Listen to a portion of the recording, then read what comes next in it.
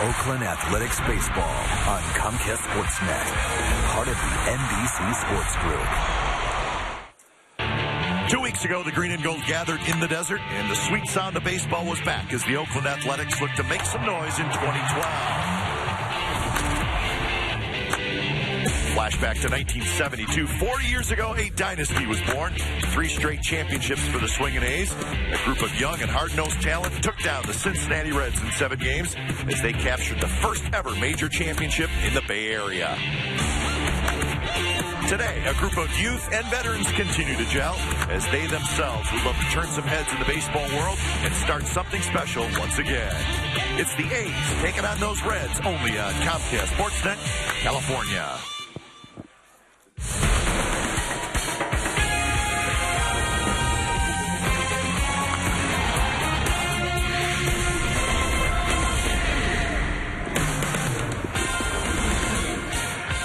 Phoenix, Arizona, the Valley of the Sun, the spring training home of the Oakland Athletics. It's the A's hosting the Reds this afternoon, and it is a big afternoon for A's fans. It is the A's debut of Yoenis Cespedes. He'll be in center field today, so we are looking forward to that. Everybody in the ballpark is looking forward to seeing him play. A's Reds coming up on Comcast Sportsnet, California.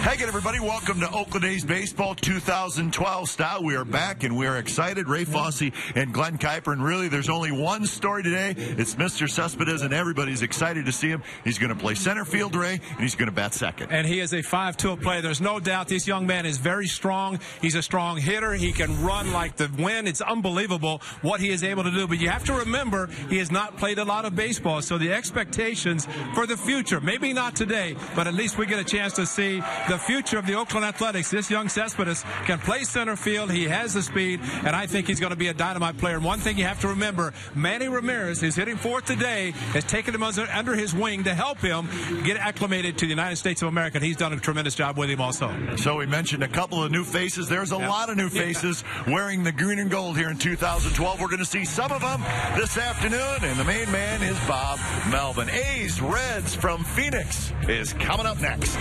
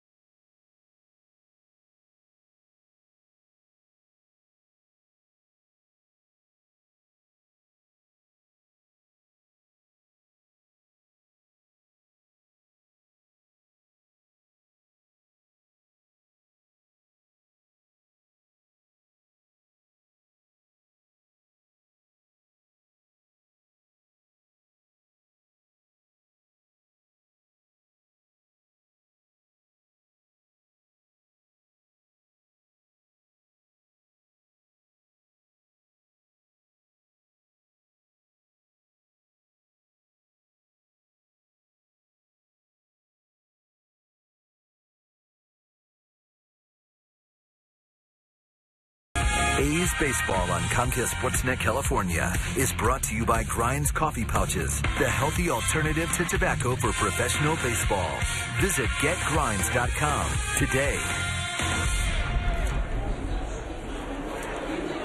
Welcome back to Phoenix Municipal Stadium. Just another gorgeous day in the Valley of the Sun. And Ray, you've been doing spring training a long time, and it just never gets old. There's no doubt the best time of the year. Awesome. It's just everybody looks forward to it. If you're involved in baseball, you go through the off season, the season ends, and if you don't play in the postseason, it ends too quickly. And then you start thinking about how quickly spring training is going to come around. And as soon as the new year happens, then we know it's close. And I think it's just a great time of the year. Just looking down on the field, happy to see Phil Garner, who is back with the A's in a role that, of course, will not be the entire season, but wearing the number 1, taking out the lineup card for today's game. Dusty Baker staying on the sidelines for the Reds, but Phil's back with his good friend Bob Melvin in the advisory capacity.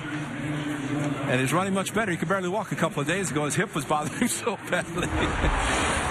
So the Cincinnati Reds are in town, and their lineup is brought to you by Wendy's. Has some familiar names. Very fine second baseman Brandon Phillips will lead off. Wilson Valdez, the shortstop. Chris Heisey in right.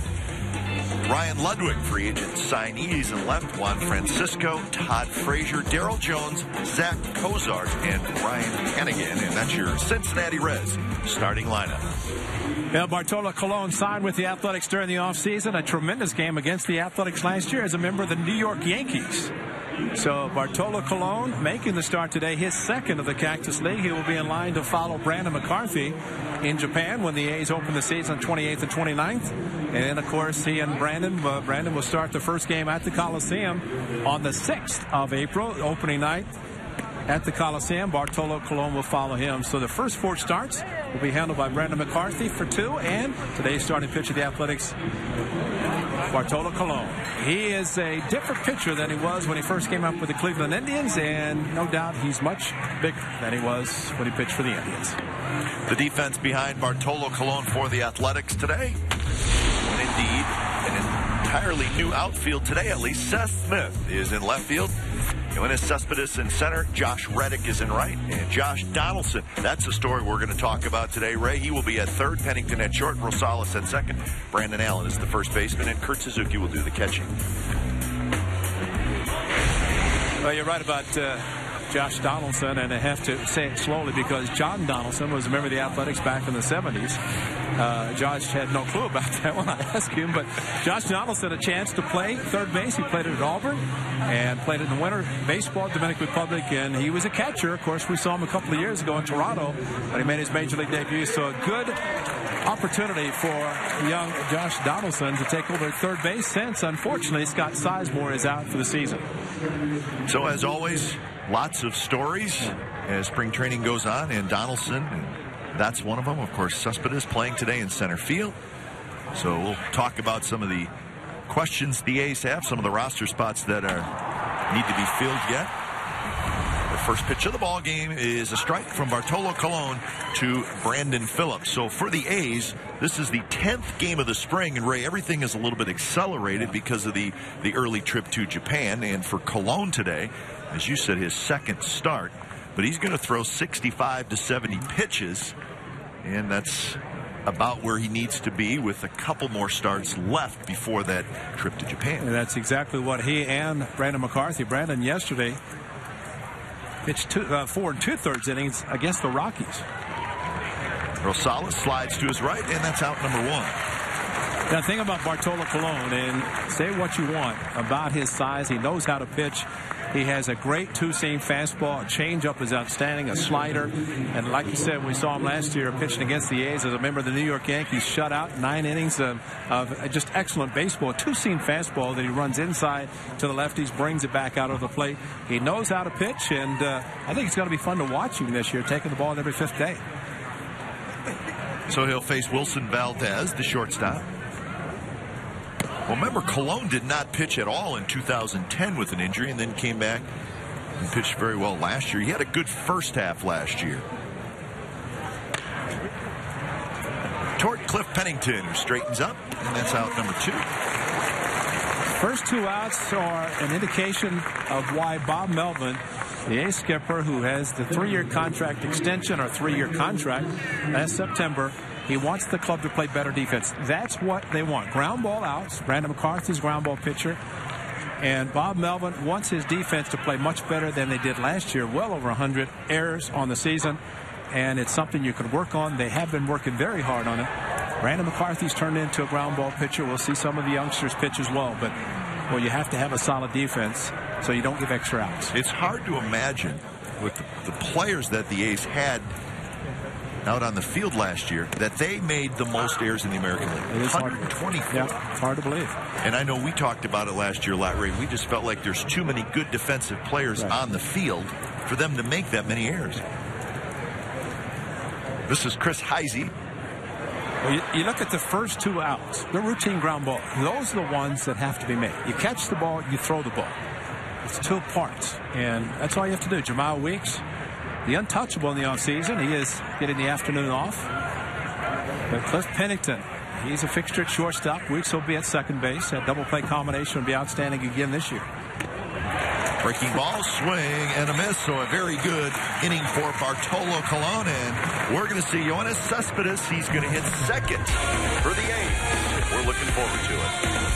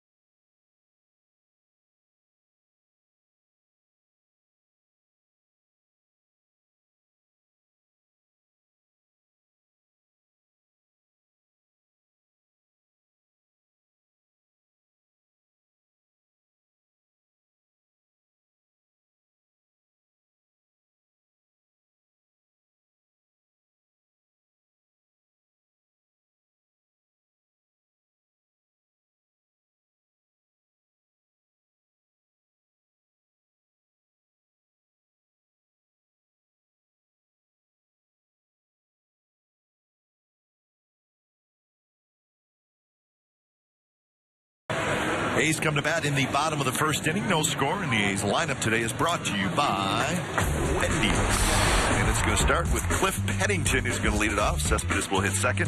Seth Smith, Manny Ramirez, Josh Reddick, Kurt Suzuki, followed by Allen, Donaldson, and Rosales. Johnny Cueto, a strikeout pitcher. Last year, 24 starts, 9 wins for Dusty Baker and the Reds. And tell you what he has done throughout his career. He can strike out some batters. Topped out 158 in his first year of pitching Major League Baseball. So I'd say one of the top pitchers for Dusty and the Reds.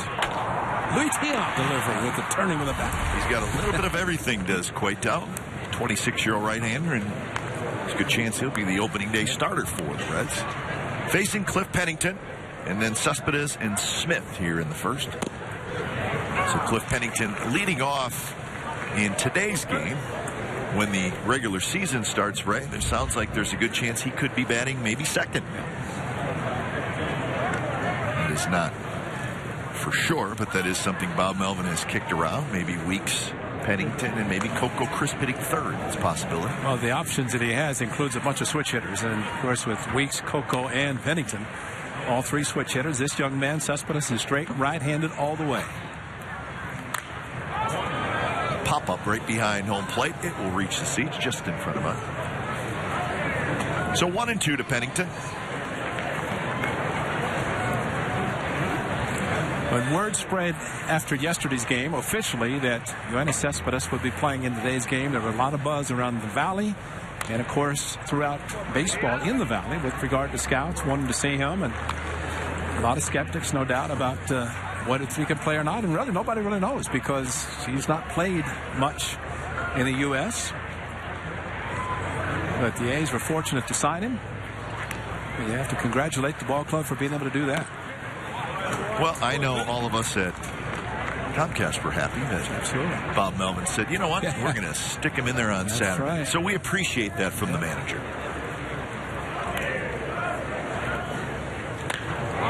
Pennington to right field, and that's a leadoff single for the A's shortstop. And here he comes, and we are excited to see Yoenis Cespedes, his first at bat in the green and gold.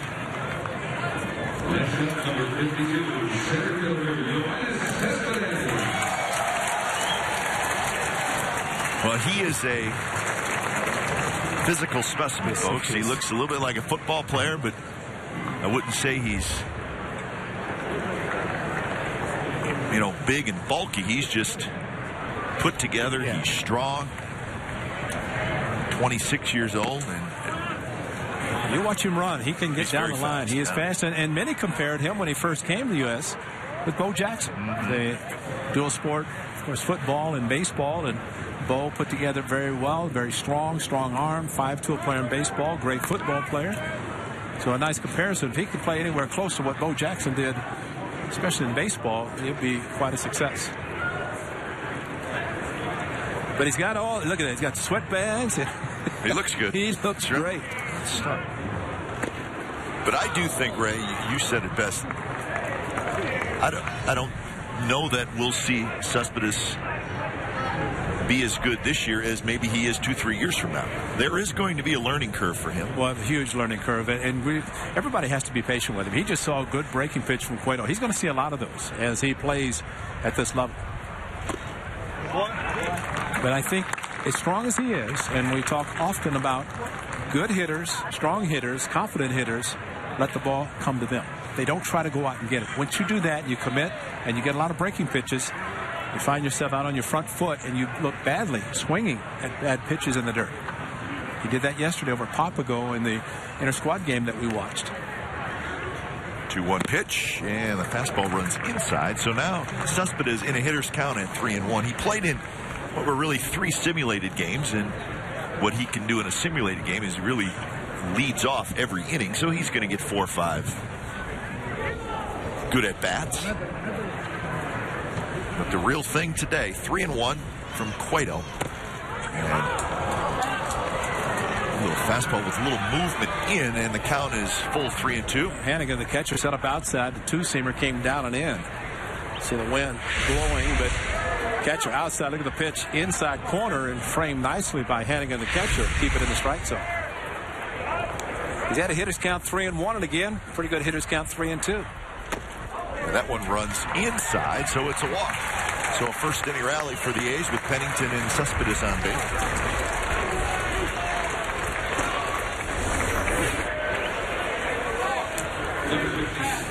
The numbers. He was in Cuba.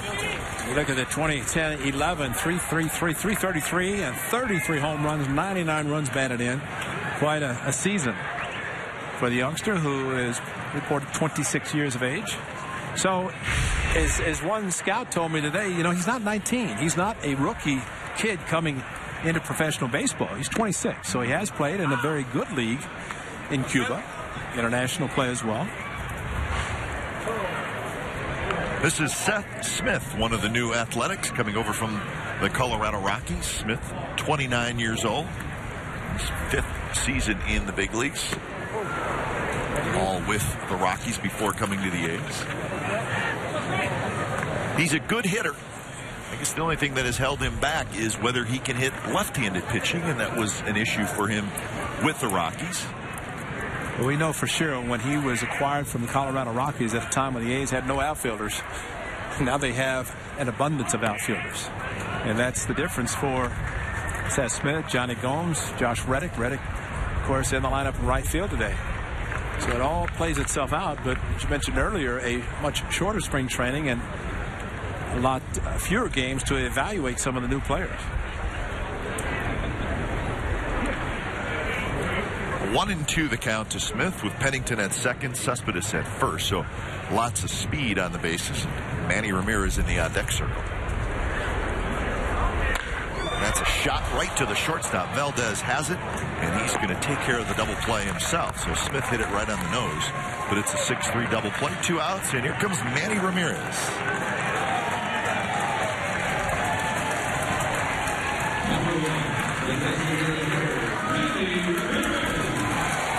Well, baseball is a strange game, Ray. I think last year was mid-April when Manny decided to hang it up.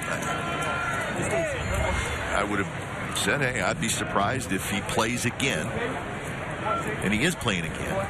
And he's playing with the Oakland A's, which I don't think we ever thought just wasn't something that was on the radar. It's a pretty low-risk move by the Athletics, and if it turns out good and he still has something left, he could be a force for the Athletics. Well, at the time, he was suspended for 100 games. Set the record straight, 100 games. He decided to retire instead of serving the suspension. He decided to come back this year, and they reduced it by 50 games, maybe because he sat out the season. But if you look at it, back in April, if he had decided to serve the suspension, he'd be eligible to play right now. Wouldn't have to serve the 50-game suspension, which he would be eligible, assuming no rainouts for the Athletics on, what, May 30th? May 30th, his 40th birthday. Yep. And that will be a Wednesday day game in Minnesota. And that will be a TV schedule change. We'll have to go to the higher-ups on that. I know. But it is May 30th, barring no rainouts, that Manny would be able to play for the first time. And well, we know the first 2 in Tokyo are going to be played. It's the Tokyo Dome. Those 2 for sure will be played. But the biggest thing for Manny, as we mentioned at our open, how much he has taken Cespedes under his wing. And he's definitely taken him and said to Bob Melvin, whatever you want me to do to help this young man, I will do. And I think Manny, leaving the game the way he did last year, he did not want to retire forever under those circumstances. So it gives him an opportunity to come back and play the game of baseball. Manny got the count mixed up a little bit. The count is 2-2. Manny would tell you the ball was inside. He did not want to have a foul tip, so he dropped the bat intentionally. Sounds good to me. Who are we to argue with him, right? Jesus Alou used to do that. He did. As the pitch was coming in, you know, a lot of times the guys will hold the bat and move it up, and it hits the bat for a foul ball. As the ball came in, he'd drop the bat. Get rid of it, and if it hit him, that's fine. But he definitely didn't want a cheap strike for the pitcher by hitting his bat. So Manny just did that. Manny's a baseball historian, right? Hey, he's a smart player, too. Right now, he's trying to get a single, just a base hit, to driving Pennington with 2 outs. So the 555 home runs, but he is a smart hitter, over 1,800 runs batted in. 3-2, and it's an off-speed pitch that Ramirez pops a foul. Well, he has been as good of a hitter as we've seen in the big leagues in a long time, Manny Ramirez. A huge success in Cleveland before he signed with the Red Sox, an 8-year contract, 274 home runs there, a couple of world championships. The Red Sox had not won forever, but they did with Manny. Another 3-2. It's chopped toward third. Francisco can't handle it, and the A's are going to get a run. So an error by Juan Francisco gets the A's on the board. No RBI for Ramirez, but a run for the Athletics. It was about as routine of a play. It looked like there was a bad hop involved. He just missed it. You know, we've seen home run hitters that hit a ball like that. They jog to first base.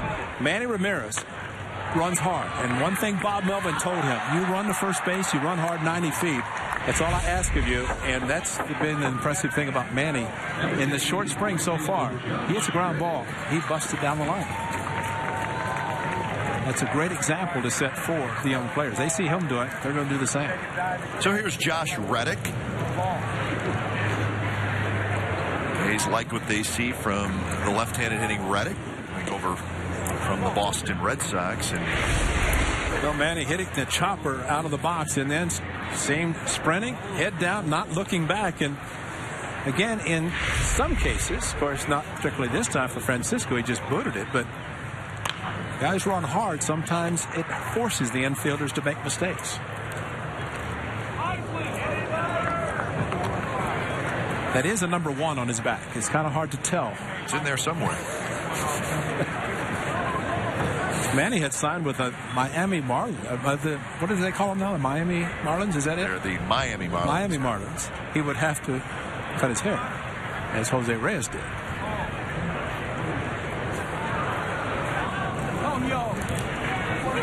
Manny was not being held at first base in a step-off fake throw by Cueto.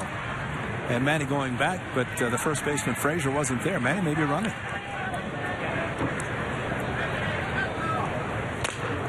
Reddick, a soft single into center field.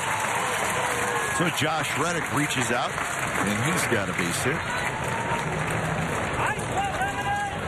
So that's the fourth base runner for the Athletics here in the first inning. And Kurt Suzuki steps up. A bit off the end of the bat, but the off-speed pitch, similar to what Pennington started the inning with a base hit on an off-speed pitch from Cueto. This one served softly into center field. It's a good look at Josh Reddick.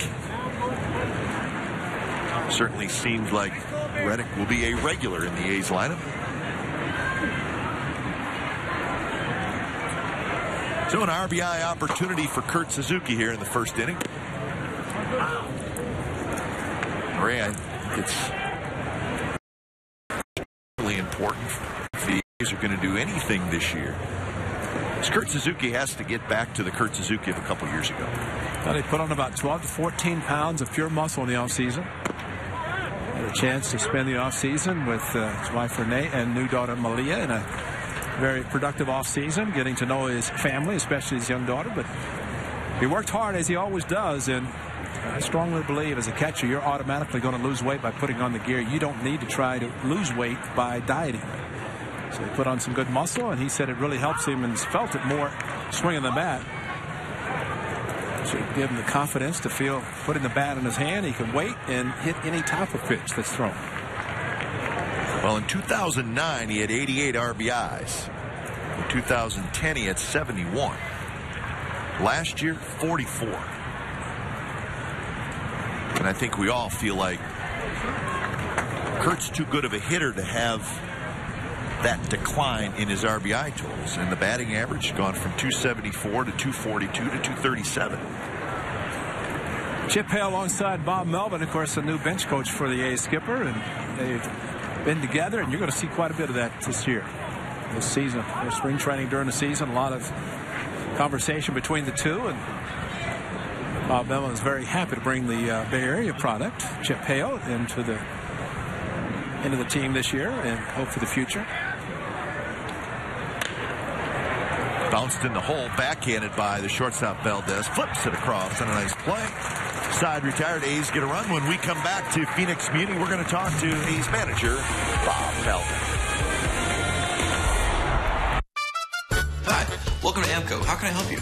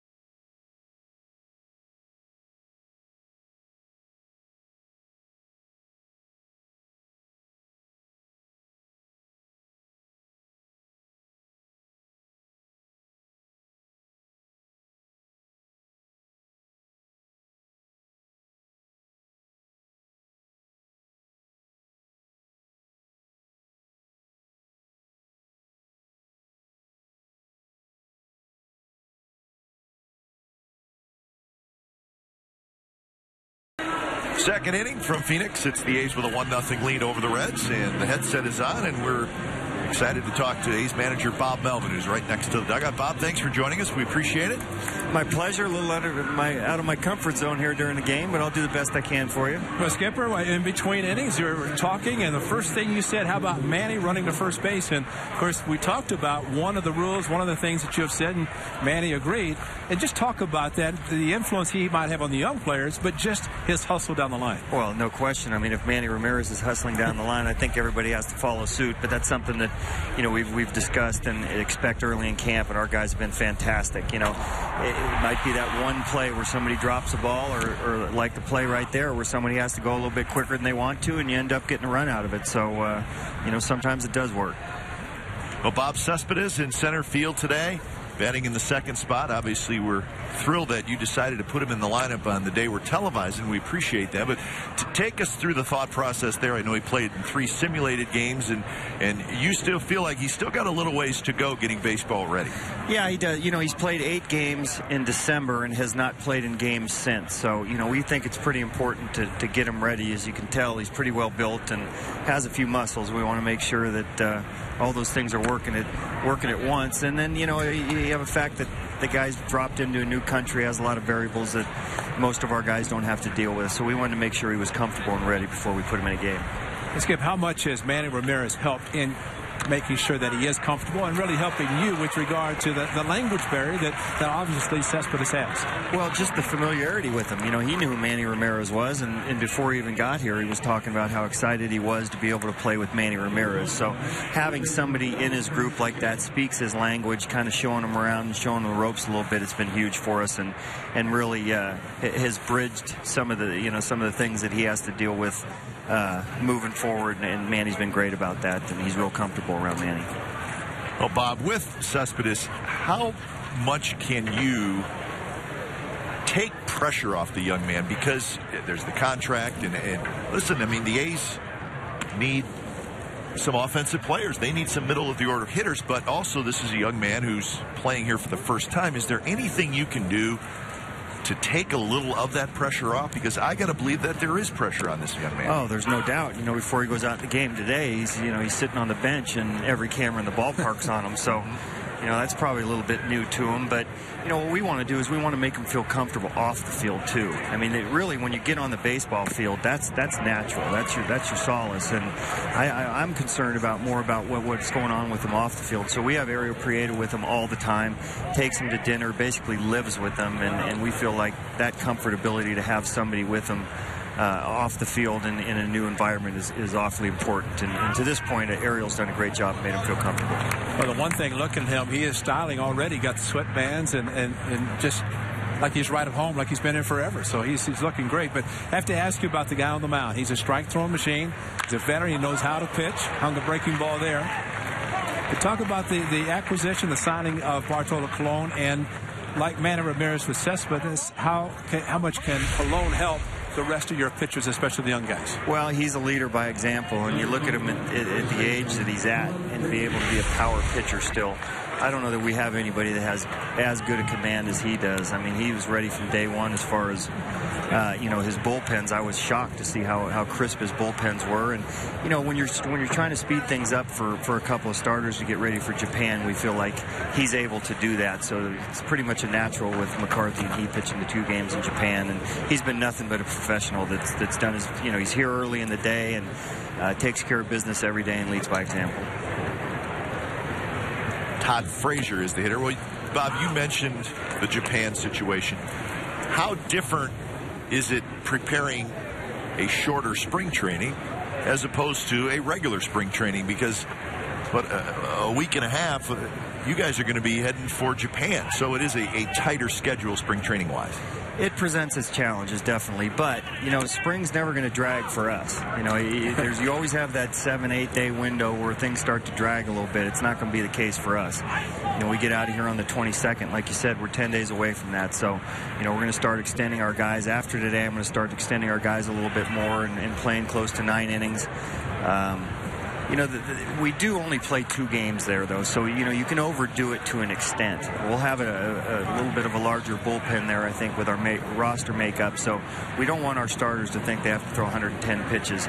And then we come back and we have 4 spring training games to get back into mode for the regular season. So, we are in a sped-up process, but we have to understand that it's only 2 games.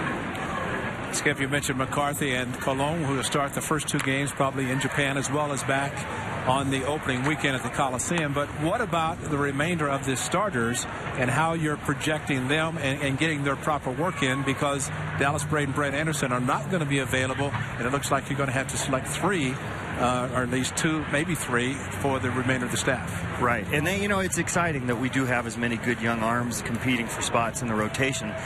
The downside of that is obviously before we go to Japan, it's going to be a quicker look. They're going to miss a start or 2, and that's just the way it is. So, our guys, that when they go out there, trust me, they're trying to impress right here, right now, and it is what it is. We just have to prepare that way and evaluate a little bit quicker. Well, you might talk about your third baseman. Of course, Scott Sizemore had to be a huge disappointment when he was missed out for the season after just, 1 workout. But, Josh Donaldson had played some third. What are you seeing in him? And, again, the process of determining who is going to handle the hot spot. Well, we feel his bat. He is a power bat. We think he has quite a bit to offer as far as that goes. We took him from behind the plate and just exclusively playing at third right now, which, takes a little pressure off him and having to play a different, couple different positions. So it's going to be work in progress, as you saw right there. He's going to make some mistakes, but he has to learn from them and learn quickly. And we feel like athletically he's good enough to do it over there. He has played some third base, really as recent as winter ball this year. So, it's a position that he does have some familiarity with, and we expect him to do well. So third base is a little bit of a question mark, but Donaldson's going to get a chance. What about across the diamond at first base? You have candidates. Is there anybody that's standing out early in this season? Brandon Allen's in there today. Yeah, Brandon's had a good camp this far. Really offensively, I think RBIs-wise, he's way ahead, and really wanted the opportunity to come here and have it. Derek Barton, who we think very highly of, and missed during his injury, he's going to be a little bit farther behind, so I think it gives us the opportunity to look at Brandon Allen, Carter, and Kilo over there at first base while Barton's out, and then certainly as Barton works his way back in, he'll definitely be in the mix. So we do have quite a few candidates over there. Again, a little bit of a shorter time, but time is what it is.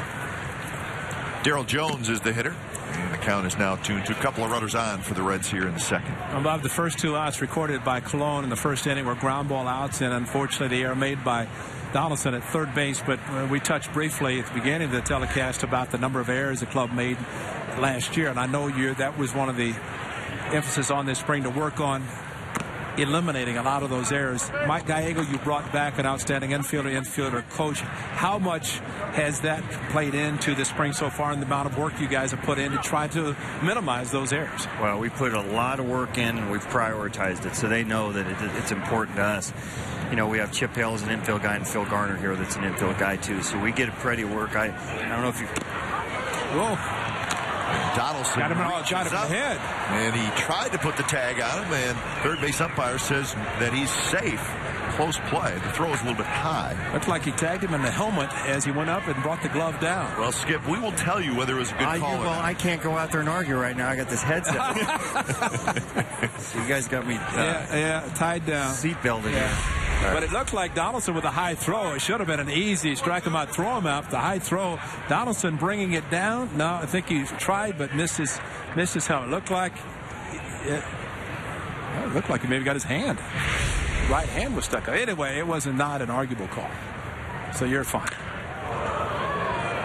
So Cologne does get the strikeout. Now he faces Zach Coward, who hits one high, deep, and foul down the left field line. So Cologne with 3 strikeouts.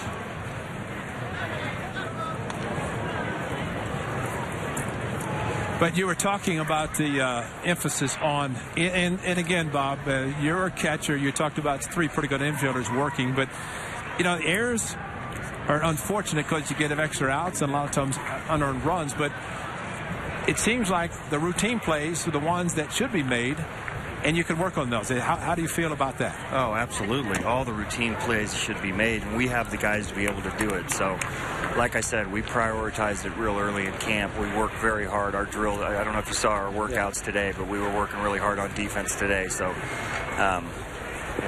we don't like to see these errors right now, but we'll work past them. 1-1 to Cowart, and that's a strike on the outside corner. Cowart, young shortstop, he's DHing today. I tell you, it is fun watching Cologne pitch because it just seems like he is not bothered by should have been out of the inning, and now the challenge to get out of this inning, whether he does or not will remain to be seen, but it looks like he is having an enjoyable time on that mound, just mixing up his pitches. Yeah, and he works very quick. He's ready to go all the time, and typically, really, for your infielders, that's what they want to see. I mean, they don't want to wait around and wait for a guy to get back on the mound, take 10, 15 seconds in between pitches. They want a guy that gets on the mound and delivers it, keeps you on your toes, keeps you in the game. So he's always been about that. Bartolo, he's a very quick worker. That's why he's happy that Jonathan Papelbon's in the National League now. We don't have to worry about going through his length of time. And I can say it, Skip. You don't have to. That's fine. There you go. We're going to talk about your staff. You mentioned Chip Hale. Of course, Mike Gallego is back, but Chip is new and going to be able to do that as we talk through the break. Smith, Cespedes, and it's going to be Smith who has it. And for Seth Smith, it was the third out. Trust me. He's working on that. He's working on his arm. Sometimes you got to take a little time to do that. And he found the opportunity right there. He had me looking at my scorebook. I said, wait a minute, that is the third. It should have been a double play, but we are going to keep you through this break, and we appreciate you doing that. But Bob, talk about, first of all, you brought back Ty Waller, Rick Rodriguez, the bullpen coach, Ty, of course, the first base coach, Mike Gallego. You have some new coaches with Kurt Young coming back. You have Chip Hale as your bench coach. Just talk about your coaching staff and how special it's going to be for you to have, especially, I think, Chip Hale, who all of a sudden you guys are talking more than it seemed like anybody.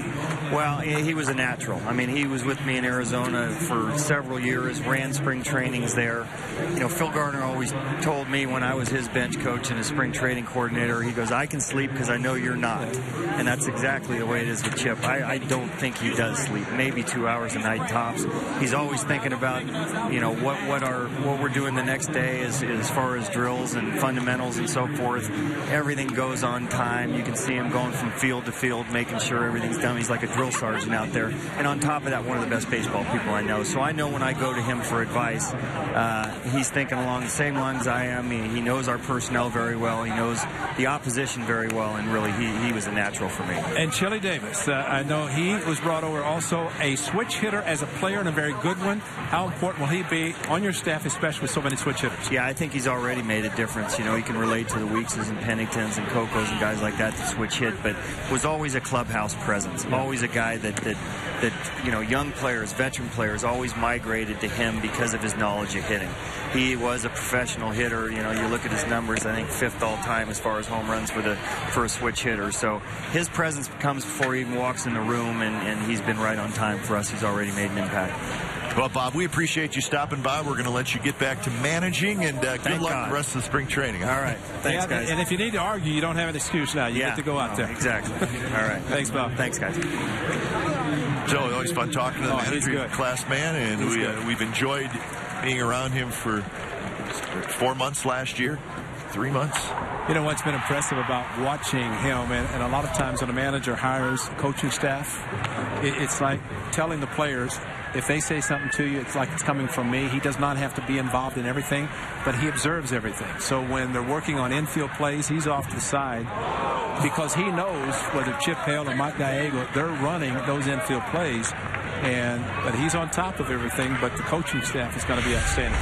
Well, and I think you can sort of see why when a new manager comes in, he may want some of his own people that he's worked with in the past. That makes perfect sense. Well, and Chip Hale, there's no doubt. And nothing against Joel Skinner last year as the bench coach for Bob Guerin. But, the thing, when you have somebody you are comfortable with, in this case, Chip Hale, they've been friends. They from the Bay Area, both of them. But you know that whenever they're talking, Chip Hale's like another set of eyes. The bench coach is that. He's like another manager, so he can offer some input. and it's worked very well for these guys. Big bouncer, and that's going to get through into left field for a base hit for Josh Donaldson. So a hit by pitch and a base hit, and the A's are getting after Johnny Cueto again. They scored a run in the first. Well, that's the third baseman playing in, anticipating a bunt, the two-seam fastball, and a hard-hit ground ball over the head. Francisco, the third baseman. So Donaldson, as we saw a couple of years ago when he got a cup of coffee, had a very good game, had his first home run in Toronto, caught a good game in Gio Gonzalez, getting an opportunity. But he's aggressive. He wants to use the whole field a little bit more instead of just trying to hit home runs. So Adam Rosales steps in, 2 on, nobody on. Rosales playing second base today. Shows bunt, pulls the bat back. We're talking about Donaldson, Ray, and Bob Melvin mentioned the pop in his bat. Yeah. I mean, he's a guy who does have good power. 17 home runs last year at Sacramento, 18 at Sacramento the year before. So he's got good power. And at AAA last year with Anthony Recker, before he came up, Recker was catching, and then he ended up playing a lot of third base, which worked out. And, you know, he's very confident in himself. He knows he can play third, and he knows that he's got a great opportunity. And the one thing it does do for Bob Melvin, and again, we do not know what's going to happen. Landon Powell was released yesterday from the contract, so he is no longer here. So let's say, and just hypothetically, it's Kurt Suzuki and Anthony Recker. You have Josh Donaldson as a backup in the event one of those guys want to pinch run, pinch hit, whatever. You always have the backup guy who can catch if necessary. Derek Barton can also do that. So there's some options that Josh Donaldson does bring to the ballpark. 1-1 to Rosales. Bunted toward third, and it's picked up by Francisco. So a sacrifice bunt for Adam Rosales, and the A's have second and third with 1 out. Well, I like that. Attempt, sacrifice, first pitch, a ball. Gave him one chance to swing the bat. Went back to sacrifice. And for a club that did not score a lot of runs, a little short in the home run category, not a bad idea to put a couple guys in scoring position. The A's finished last year 12th out of 14 teams in the American League in runs scored, and 12th in home runs hit. Now, ground ball, fly ball, the infield playing about halfway for the Reds. Right side they're playing back, so Cliff Pennington gets a ground ball to the right side. The A's score a run, a gift run this early in the game. You know, Ray, those numbers I just threw out there, you may not expect the home run totals to go up because the A's just don't have a lot of power. But that doesn't mean the run totals can't go up. That's right. I mean, I was surprised at the drop in stolen bases last year by the A's from the year before. They stole 117 last year. In 2010, they stole 156. That's great execution right there. Run's going to score, and Pennington's going to beat it out. So Brandon Allen, who was hit by a pitch, comes in to score. We'll see what the ruling is. The ball that should have been caught by Frazier, the first baseman, but it's going to be a base hit for Pennington, so he'll get an RBI. Well, he did the right thing. He pulled the ball. He could see the infield's back on the right side. As you could see on the screen, the shortstop playing halfway. And he pulled the ball to the right side. He was at least going to get a run in. Should have been caught under the glove of Frazier, and Cueto there, but the throw late. So great execution by the A's with the sacrifice, and Pennington doing his job, getting a ground ball to the right side. I like that. Now Cespedes, a chance for the runner at third, less than 2 outs. See his approach in this case. Cespedes walked in the first. He was forced at second. That one's bounced foul down the third base line. Well, Cespedes is expected to get 2, maybe 3 at bats today.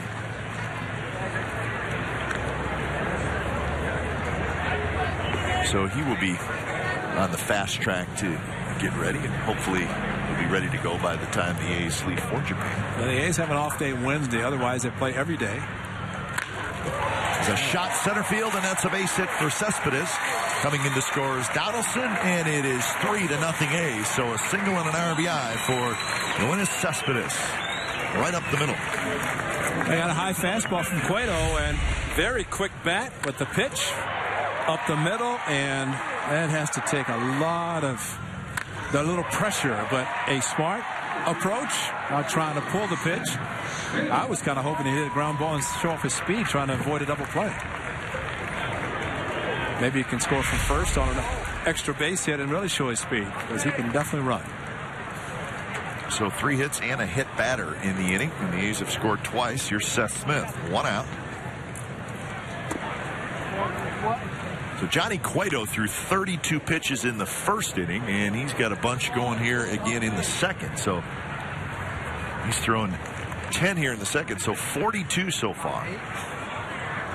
And the Reds got action out in their bullpen. The great thing about Cueto, or any pitcher knows he has a job, he could care less. He's getting his work in, getting his pitch count.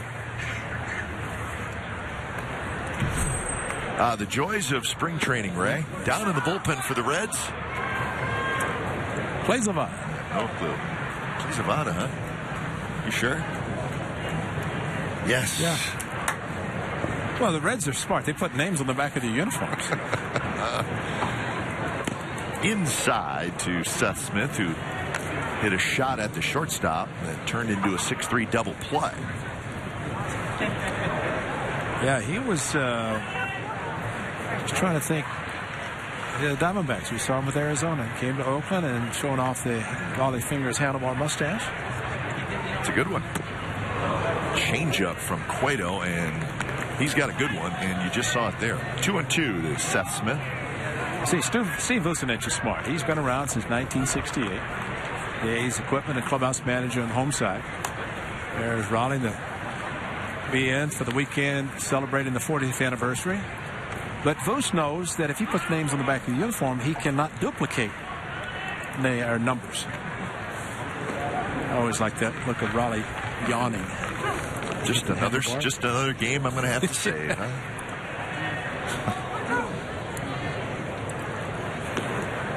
So Zavada is going to be in the game, and it's probably going to happen soon. Shallow left field, Ryan Ludwig comes in, and he's got it. And that's out number 2. So Seth Smith is retired, and that'll bring up Manny Ramirez.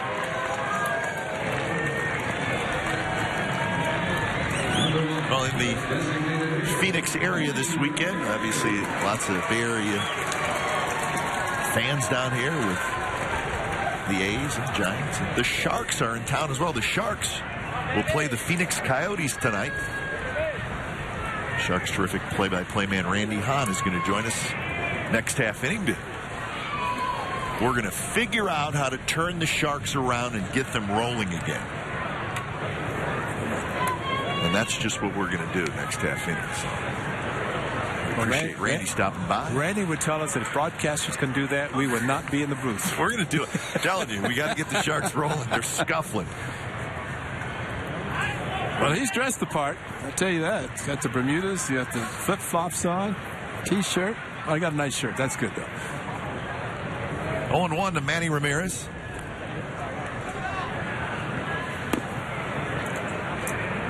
You know what I like to see when people come from the Bay Area, Arizona?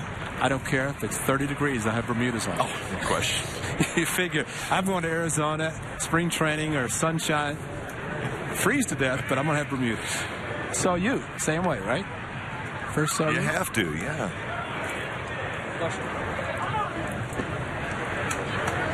I'm going to lay by the pool, whether it's windy, cold, I'm laying by the pool.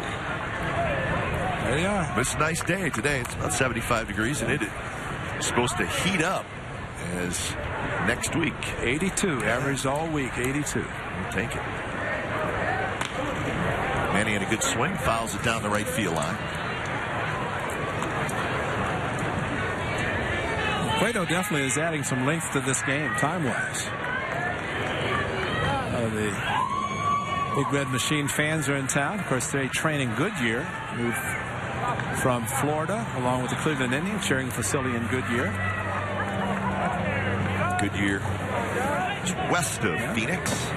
Farthest west in the valley, as far as teams are concerned. See all the airplanes set up the side, the mothball airplane. That's right. Big chopper to third. Francisco has it, steps on the bag. Couple of runs for the Athletics. 3-0 A's. When we come back, we're going to talk Sharks hockey with Randy Hahn. It's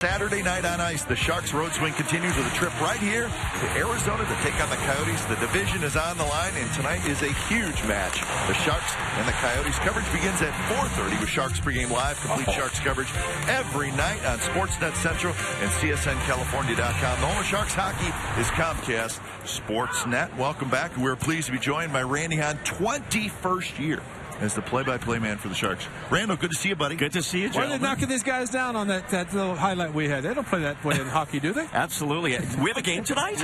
Oh, my gosh. What am I doing here? I told you, we're going to figure it out in the next half inning how we can get the Sharks rolling. They're scuffling. What's going on? They're struggling a little bit right now. They definitely hit their toughest stretch of the season so far. Still in the top 8, and you have to be in the top 8 to make the playoffs. So right now they're in that 8 hole, hoping to climb, and really they're only 4 points out of third, as crazy as that sounds. You win your division, you automatically move to one of the top 3 seeds. But Phoenix is one of the teams ahead of them, so obviously a huge game, and not a whole lot of games left, 16. Well, and that Pacific Division is bunched up as well, right? Yeah, it's really tight. Dallas leading now, and Phoenix 3 back, and the Sharks 4 back. And then you see the teams right behind the Sharks that out of the division, Calgary and Colorado, and LA, another division team, all just a point each behind the Sharks. So it's going to be a terrific race. Obviously, your typical Shark fan would probably prefer that the Sharks were securely in first and cruising to the playoffs, but that's just not the way it is this year, and it makes for a compelling month. I mean, each and every game is going to be, obviously, a lot on the line. Well, and I think, Randy, we've talked about this before. Of any professional sport, I think the NHL playoffs are the most unpredictable, right? So just get in, and legitimately anything can happen, but it's much more predictable than the other sports, I think. Yeah, it is just once you get in, it can be a crapshoot, and that's the goal right now for the Sharks. Sure, they might still win the division, but I think this expectation that the fan base has is they better win the division. I don't necessarily know that needs to be the case. I think that get into the playoffs and then see what happens is probably the best way to look at it. You might finish 3rd, you might finish 7th, might finish 8th, but just get in. See, if you put games behind instead of all that point stuff, people would know what you're talking about.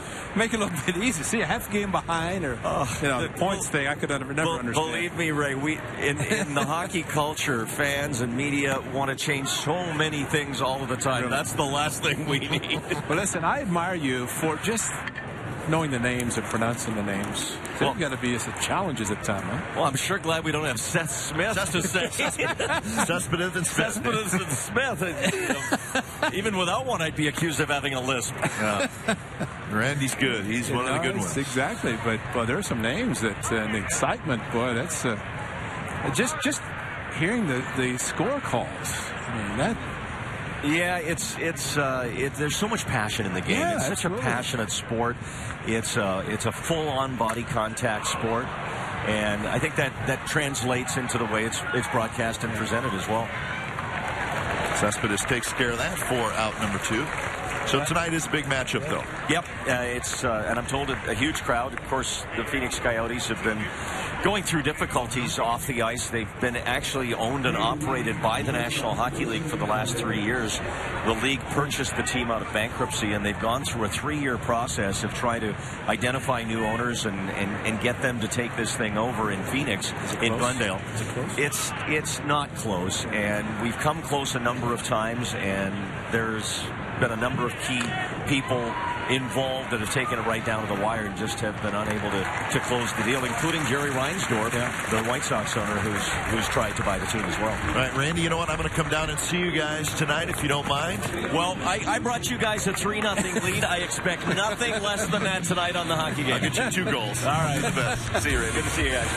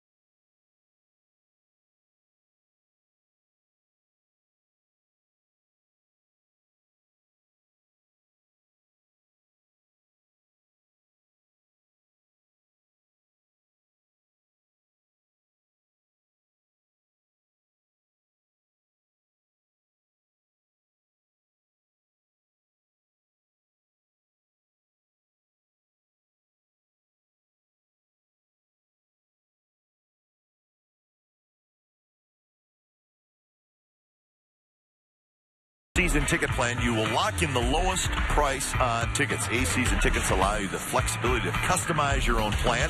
Choose premium games when the A's take on the Giants, Red Sox, and Yankees, or go for some of the season's fantastic promotional dates like our popular fireworks games. Lock in and save today. For more information, call 510-638-GO-A's or visit oaklandathletics.com/season tickets. Welcome back to Phoenix Municipal Stadium in the Valley of the Sun. Nothing like Cactus League baseball this time of year. So the mountains just out past the stadium where during the day, lots of people climb. The problem is some of those people stay up there too long and then it gets dark and they have to go retrieve those people. That does happen. It's a gorgeous Saturday afternoon. The A's with a 3-0 lead over the Cincinnati Reds it's the bottom of the third. Josh Reddick's going to lead it off. So we wish the Sharks good luck tonight in their matchup against the Coyotes. Good luck the rest of the year. Sharks going through a little bit of a tough stretch right now. Lots of talent and just want to get into the postseason and go from there. So the Sharks and the Coyotes tonight right here on Comcast Sportsnet California, actually later this afternoon. Sharks pregame live at 4:30 and then the matchup at 5 o'clock. So make sure you tune into that. So a new pitcher for the Cincinnati Reds, and it's going to be the left-hander Clay Zavada.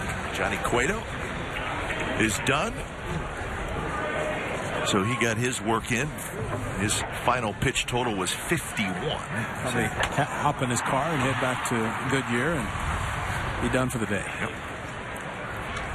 A few wind sprints first as we see the starting pitchers in spring training. When they're done, they'll head out to the warning track and run pole to pole a couple times and then head to the car and head home. We were back in the late 80s when Dave Henderson was trying to make the club, and I always think about it when I see, and of course, spring training, the pitchers and position players, anybody can run during the game into the outfield, something that's prohibited during the season. But Hendu's trying to make the ball club in center field. There were some guys running for the other team. He had it back to the infield talking to the guys. And we're thinking, here's a guy trying to make the club. He said, I knew what I was doing. I knew they weren't going to hit it to me, so I could talk to my buddies, you know. But he was just so relaxed and just a great player. It turned out some excellent big years with the Athletics. So Reddick facing the left-hander Clay Zavada. Well, lots of new faces in the green and gold this year, Ray. Especially this time of year where you have a lot of non-roster invitees. You got 50, 55 guys in camp right now.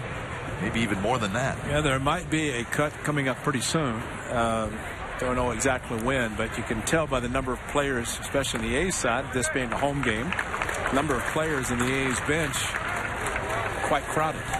And not much of a bullpen here at Phoenix Munich. So Kurt Suzuki will hit. Of course, the A's making those big trades or free agent signings, including at Alumazone, Johnny Gomes right there.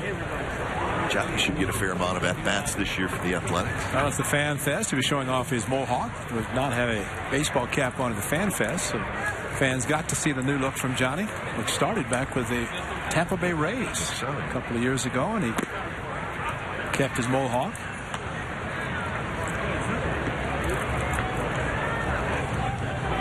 Well, we talked about Josh Donaldson and the situation at third base, and of course at first base. Hey, Johnny Gomes fan, we're pretty sure of that. That was Johnny. He's a fan. Of course, the outfield, it's a bit of a log jam, meaning there's a lot of candidates out there. I think, obviously, Cespedes, Coco Crisp, Reddick, Seth Smith. The A's will have to make a decision on who's going to play center field, which that'll be for a different day. I think there's openings in the bullpen as well.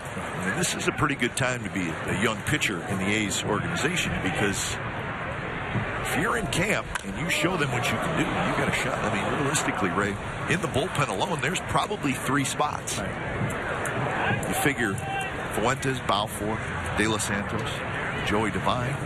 There's 4. Right. But after that, I think it's pretty open.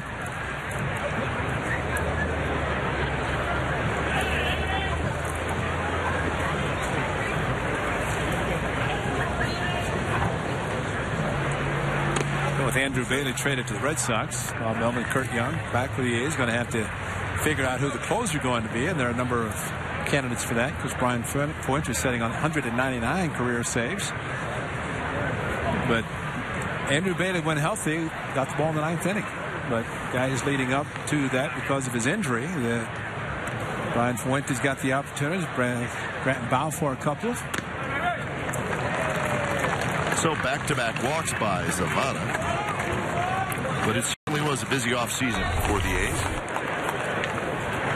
Yeah, you look at the right side, the subtractions, and all those guys in the A's clubhouse during September, but one's on the left. Well, you look at the ones on the left, and obviously a lot of the younger guys. Tom Malone is a guy that the A's have been very impressed with, and I think Tom Malone has a very good chance of locking down a spot in the rotation, young left-hander. Well, the 3 guys right in the middle, Malone, Parker, and Peacock, were acquired by the Athletics. Those big trades with Gio, Trevor, and Andrew Bailey. Cespedes and Cologne.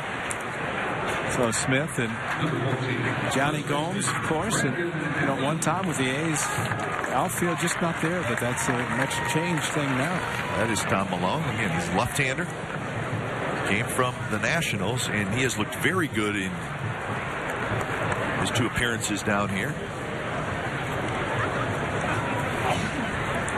Another name in that bullpen that pops up is Ryan Cook, who came over in the Trevor Cahill trade. Right-handed relief pitcher, and he's got a chance to make the club. So again, lots of new names, but not short on talent. And we will see that this year. Well, Brandon Allen, if we should recall, last summer he joined the ball club after being acquired from the Diamondbacks, and a memorable game in New York, Yankee Stadium, on the big stage. Off today's starting pitcher for the Athletics, Bartolo Colon, the 3rd deck shot at Yankee Stadium, and then back to deck, Hector Noesi, who is now a member of the Mariners. 2 home run game for Brandon Allen, and neither pitch took very long to get into the right field seats at Yankee Stadium. Rolls that one toward first. So Allen is retired, but both the runners move up, second and third, one out for Josh Donaldson. So a productive out for Brandon Allen.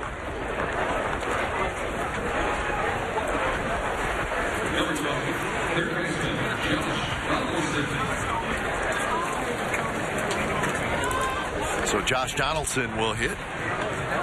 He bounced to single in left field and scored in the second inning.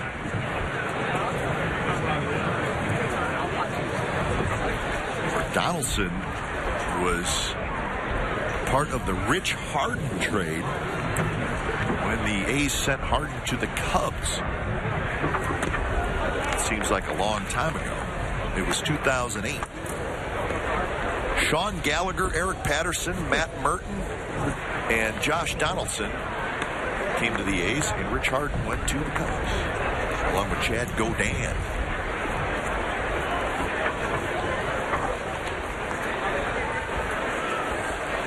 So Donaldson, the only one left, and that one's lined to right. That's a base hit. It's going to score one. Suzuki rounds third and stops. So Josh Donaldson, a nice job of hitting. Ray, you said his first at bat that he wants to use the whole field a little more. I would say he did that right there. Well, just smart hitting. You have a runner at third base and less than 2 outs. Definitely do not want to roll over on a pitch, and he just stays on a fastball away and does a great job going to the opposite field. And boy, when you come into spring training knowing you have power to hit home runs, but you also know that there's a lot of hits to the opposite side, the opposite field. I'm sure both Bob Melvin, the manager, Chili Davis, the hitting coach, made note of that at bat, and just the approach by Donaldson to hit the ball to the opposite field, and also advances another runner to third base, where he stands with just 1 out. Adam Rosales gets his second at bat. Rosales had a sacrifice bunt in the second inning. We got to get Adam Rosales through a season healthy. Yeah, we ready? Well, his new bride, Callie, is going to help him. Adam and Callie were married, I want to say, on 11/11/11. All right.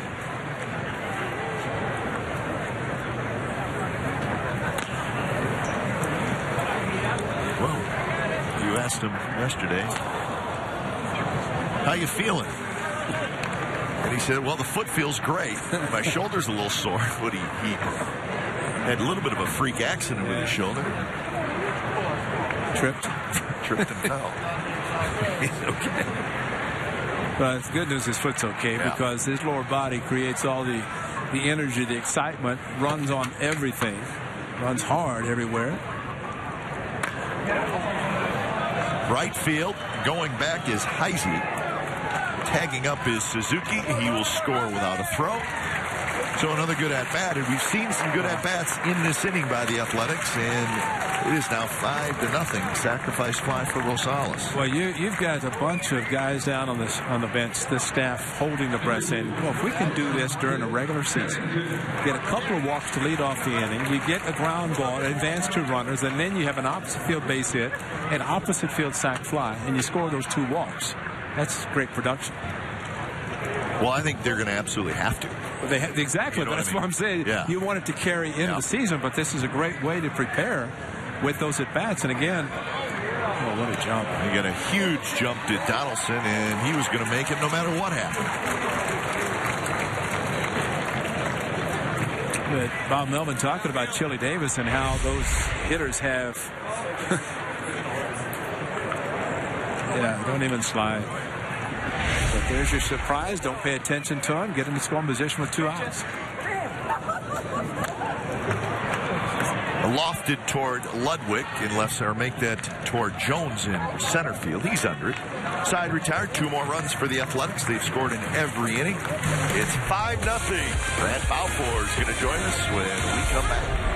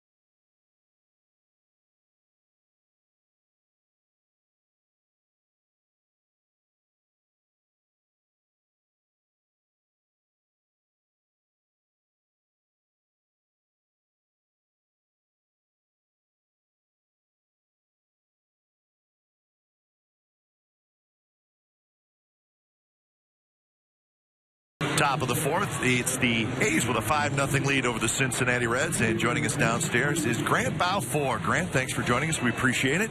No worries, guys. So are you bored down there? You just wanted to talk to us, or you really, really just were missing us and you wanted to visit with us? Which one is it? Like I said, I try to talk to you guys, but you blow me off half the time, so it's the only chance I get.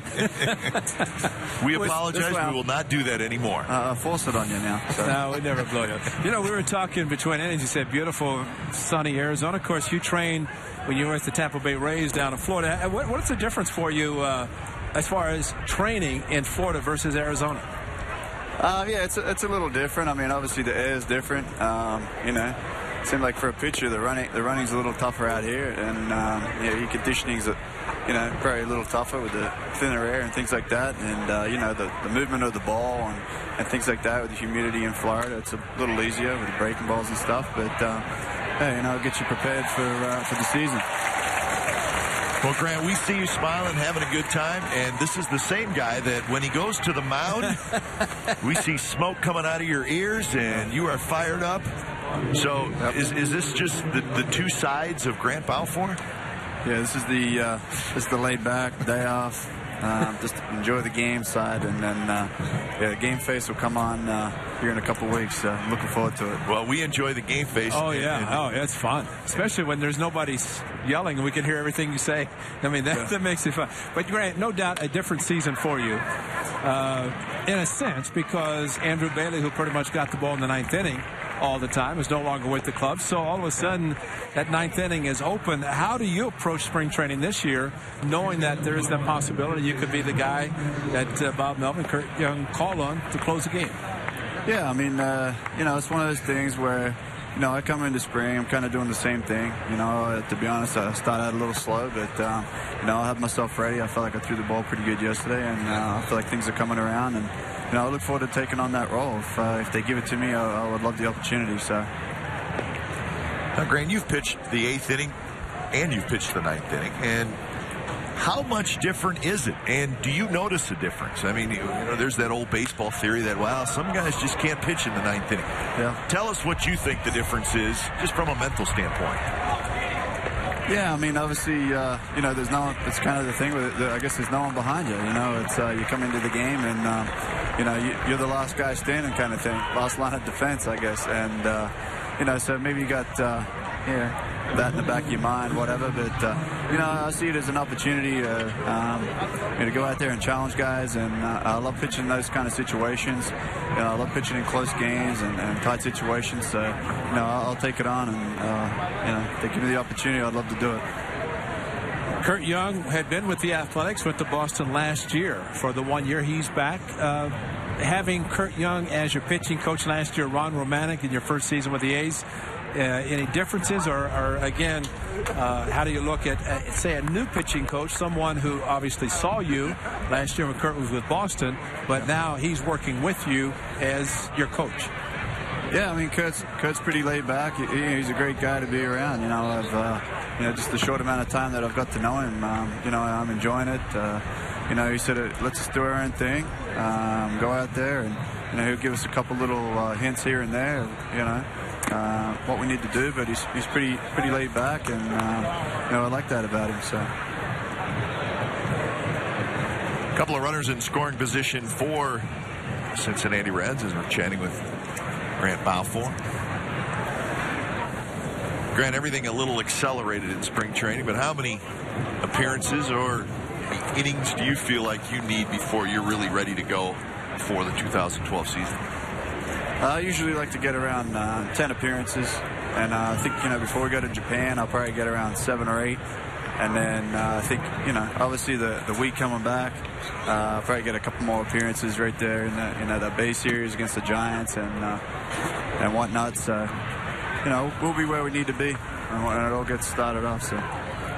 Well, Grant, we appreciate you stopping by, and good luck. We enjoy you. You're a good man, and you know what? We will try not to blow you off as much this year. All right, guys. We'll give you a big hug every time we see you. Well, and the main thing, we don't want you to change a thing when you get the ball in the ninth inning, because you think about it. I plan on it. You think about closers.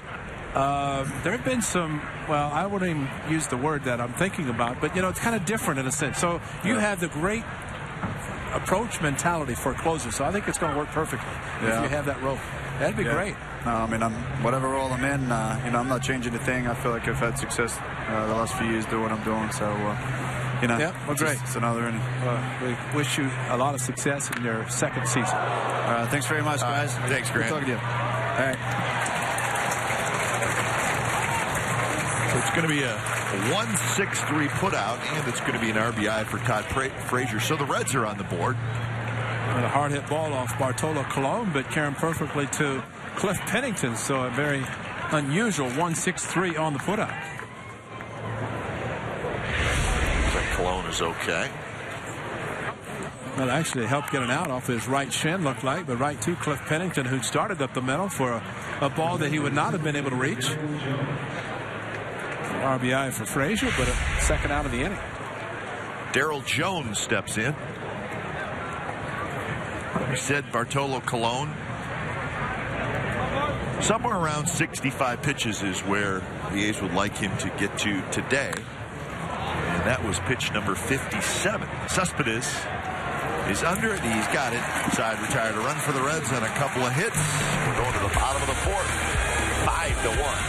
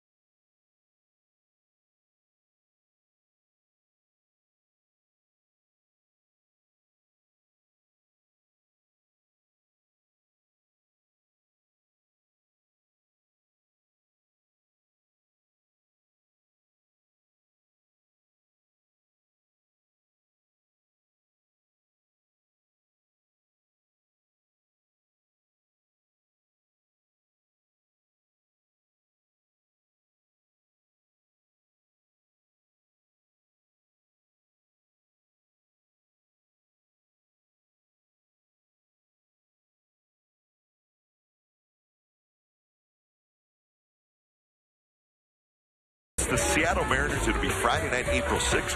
32,000 fans that night will receive a 2012 A's Magnetic Schedule, and it's brought to you by Farmers Insurance. Tickets are on sale now at the Coliseum box office or by phone at 877-493-BALL. And for more information or to order online, visit oaklandathletics.com/tickets. That is the home opener. First 2 games in Japan, and then 4 more exhibition games, and then I guess the season really gets underway rolling on the 6th. 5-1, the A's leading the Reds, bottom of the 4th inning. Jeff Francis, the veteran left-hander, will take over here in the 4th inning. There was a time when Jeff Francis, a lot of people thought that better young left-handers in the National League when he was with the Rockies, but signed with the Royals last year, and they thought, when you pitch in Colorado, you need to be, and he was, a ground ball pitcher because the light air and the way the ball travels. So another opportunity for Francis in the rotation for Dusty Baker. Cespedes leading it off. This is his 3rd at bat. Yoenis Cespedes. He had an RBI single in the 2nd inning. He walked in the 1st. Well, they closed out the top of the inning with a fly ball, catching fly ball center field. And some of the concerns talking to the scouts about Cespedes and playing center field. I mean, or playing just in the outfield in Arizona because of very high sky. And there's just very few clouds that you have that background to be able to catch a fly ball. And he has handled 2 very nicely today without a problem. 1-2. Francis. It's rolled foul. Well, you hear that term, high sky, used a lot. I've had people ask me, what does that mean? When you guys do these games in Arizona, you say a high sky. I said, if you went to Arizona and in the middle of the day you looked up, you would go, oh yeah, okay, now I see what you're saying. Kind of hard to explain that one. Well, when hard to find. When you start playing Midwest, East, even California and West Coast, there's kind of a cloud, or you see, and there's a background. It's like throwing a ball up against a white background. You can't see it. Well, normally, other than in Arizona in spring training, you have that background where you can pick up the baseball. But here, actually, Seth Smith in left field on the ball that was hit at the top of the inning, he lost it momentarily. Left field in Phoenix is the worst because the sun is hitting directly on the left side of the diamond. So you catch fly balls in Arizona, you'll be just fine once the regular season begins wherever you're playing. There it is. Throw a baseball up and see if you can find it. Thanks, guys. That one's drilled to left. And that baby is gone. Cespedes, a home run. And a standing ovation here at Phoenix Muni.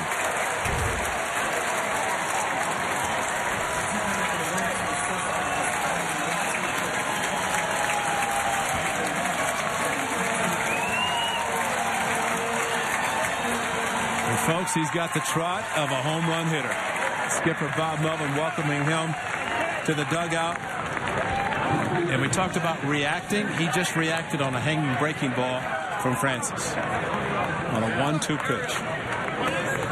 Well, Ariel Prieto is going to be very busy very quickly because they're going to make an announcement that Cespedes is available in the A's clubhouse, which means we'll have everybody from the press box except us. We'll be the only ones here. Heading down to get the interviews. All the writers, which are just down to our left, are going to get up and head on downstairs. There's that tough sun in left field. Ludwig is under it.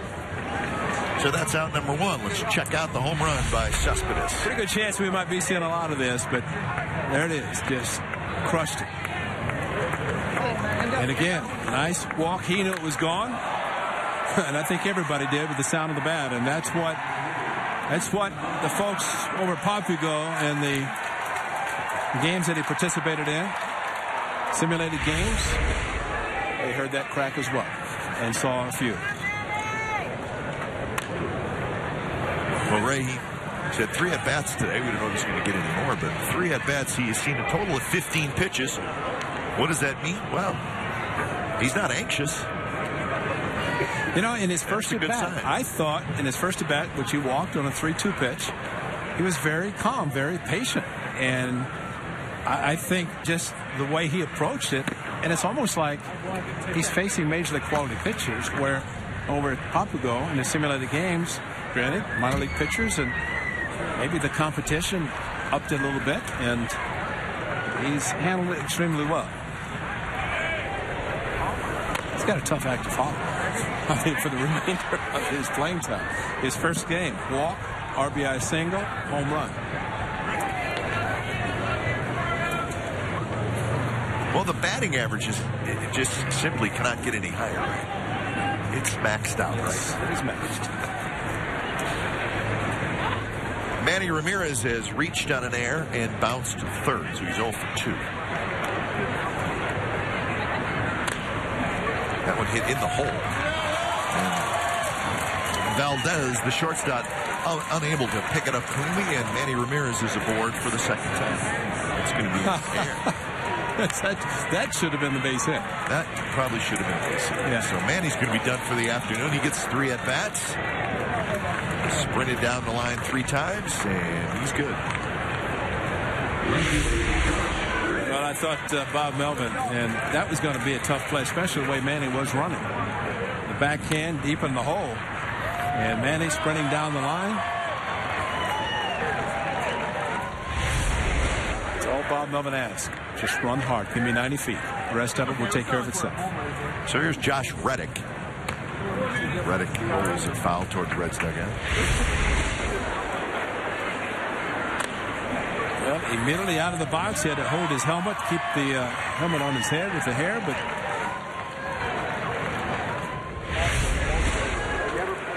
Johnny Gomes is the pinch runner at first.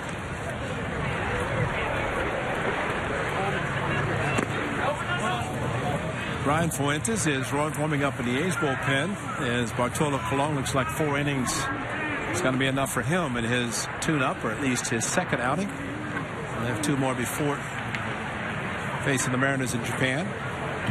Brian Fuentes is about 10 to 12 pounds lighter than last year. Nice play at first by Frazier, and that's going to be a nicely turned double play. That's always a tough one. But the story of the inning, it is Cespedes, a solo home run.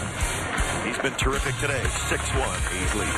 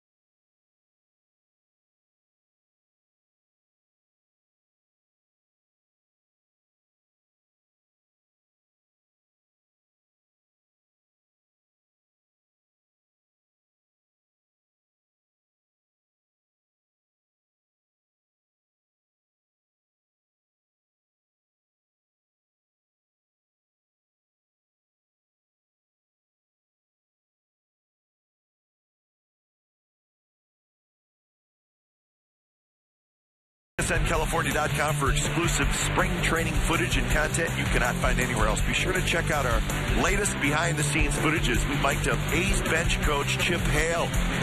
It's pretty funny, folks. CSNCalifornia.com, your interactive home for A's baseball all season long. Remember how miking up Renee Latchman was fun? The good thing, Chip Hale's not far behind our man Latch. Chip Hale is entertaining. He's fun. He's upbeat, as Bob Melvin said. He's full of energy.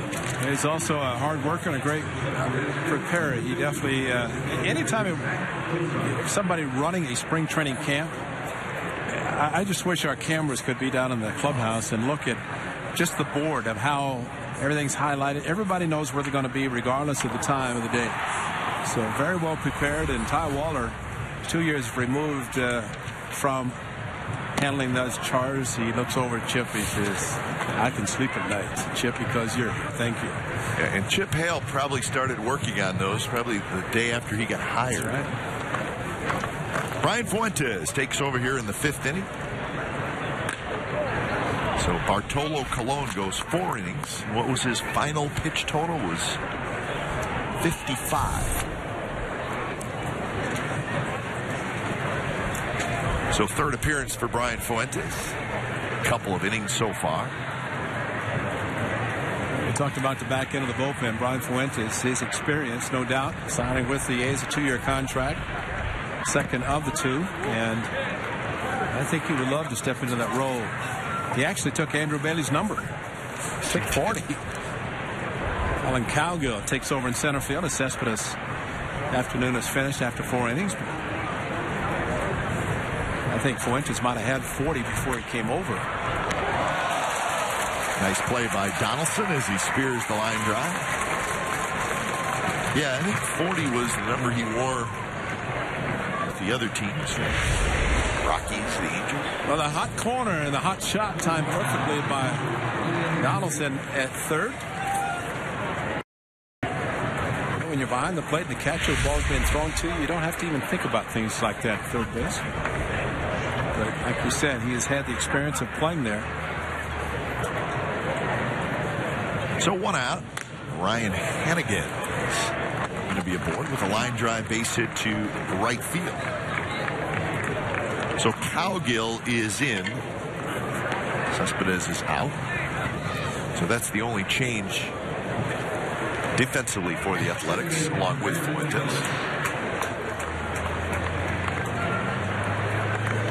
And the manager said, because of the shortened spring training for the A's, guys will probably start playing longer into games sooner. And we hope that's the case today. like a full 9. Spring training games are fun. They're fun to do, but as far as scorekeeping and keeping your scorecard somewhat reasonable, it usually does not happen. Lots of changes. It's almost like the National League when you have the pitcher hitting. You're always pinch hitting and moving the pitcher and the pinch hitter around. Brandon Phillips, the leadoff man, getting his third at bat. He's 0 for 2.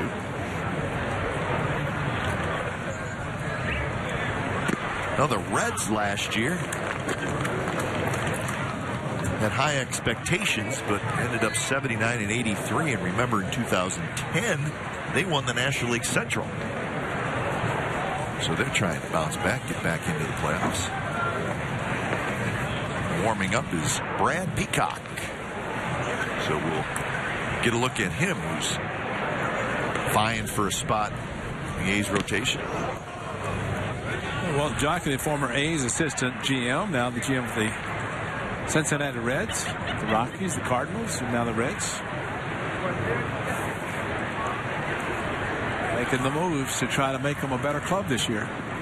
They made some significant moves. They got Matt Latos, very fine young pitcher from the San Diego Padres. They signed Ryan Batson to be their closer. They signed Ryan Ludwig. And they got a very good offense. They extended, or have they extended Votto yet? Or they're close. Brandon Phillips, they did. So, but it's a good team. Dusty tried to get him back to that postseason. Well, and a big year also for their great shortstop, now Hall of Famer Barry Larkin, will be inducted in Cooperstown this summer, and Mr. Baker, the manager. So going in, it's Barry Larkin and the late, great Ron Santos. Yeah, that's too bad we have to say the late great, because Ron Santo, the Veterans Committee voted him in this year and unfortunately passed away in the winter of 2010. But at the Pearly Gates, they welcomed him with high fives here in Cooperstown. He clicked his heels, I bet, when he got there. Yeah.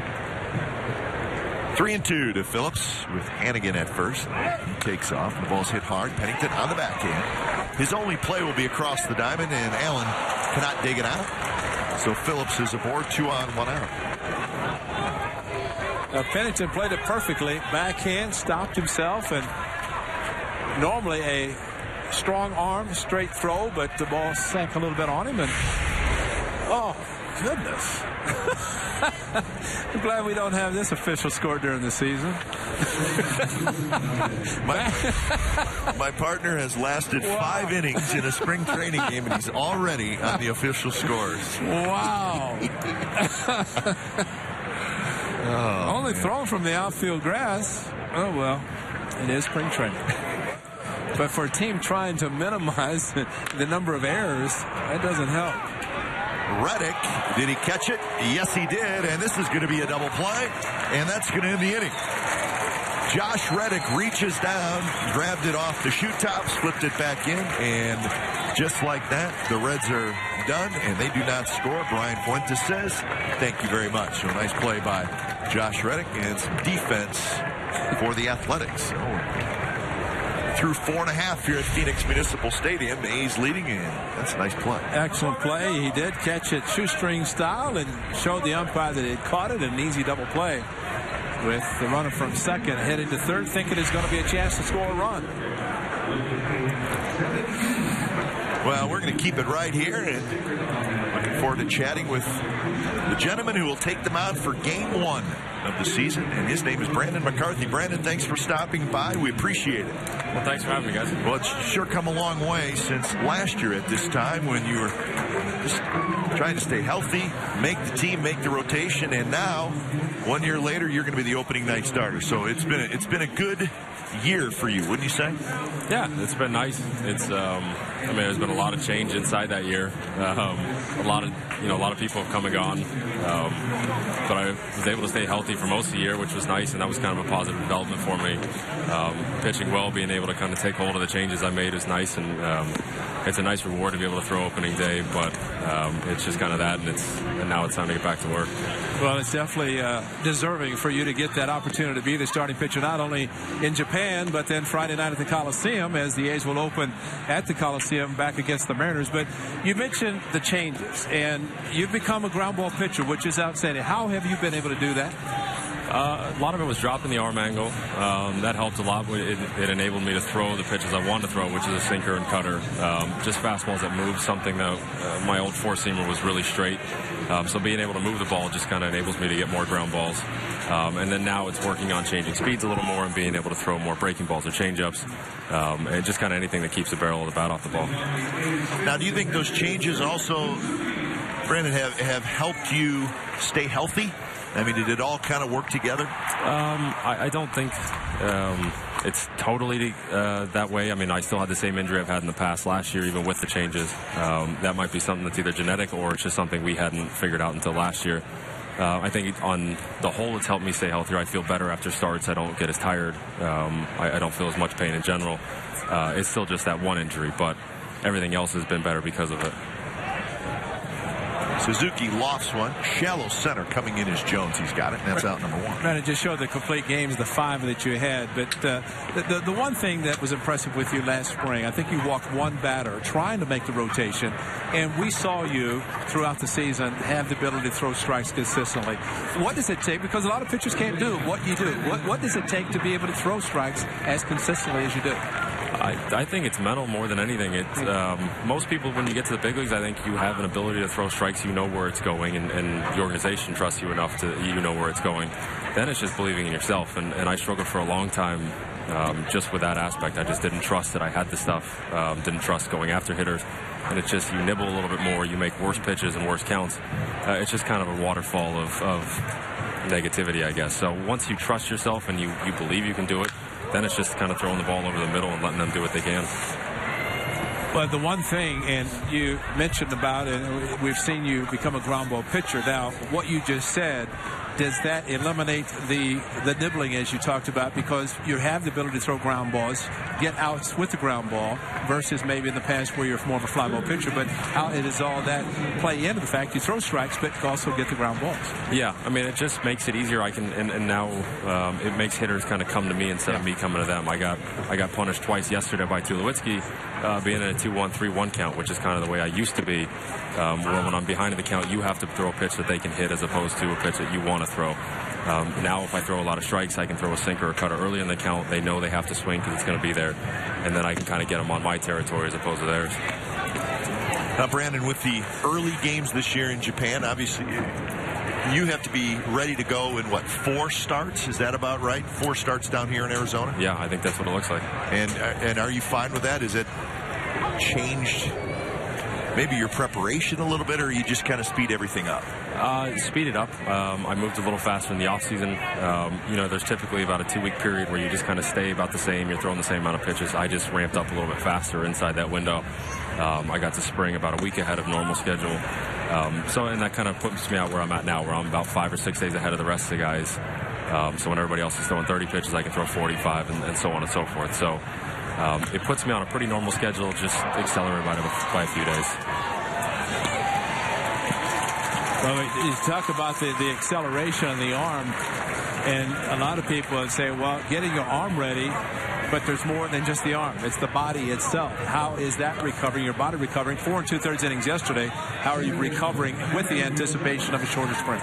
The body's fine. That's the body I work hard on in the offseason. I just try and make sure I get to a place where I'm in shape and I'm where I need to be, and that kind of comes along. It's the arm is the only thing you're ever truly concerned with, is making sure that's ready for the extra workload, and that's going to come along at its own pace. It's going to be a painful spring, but I should be able to get through that. But the body's fine.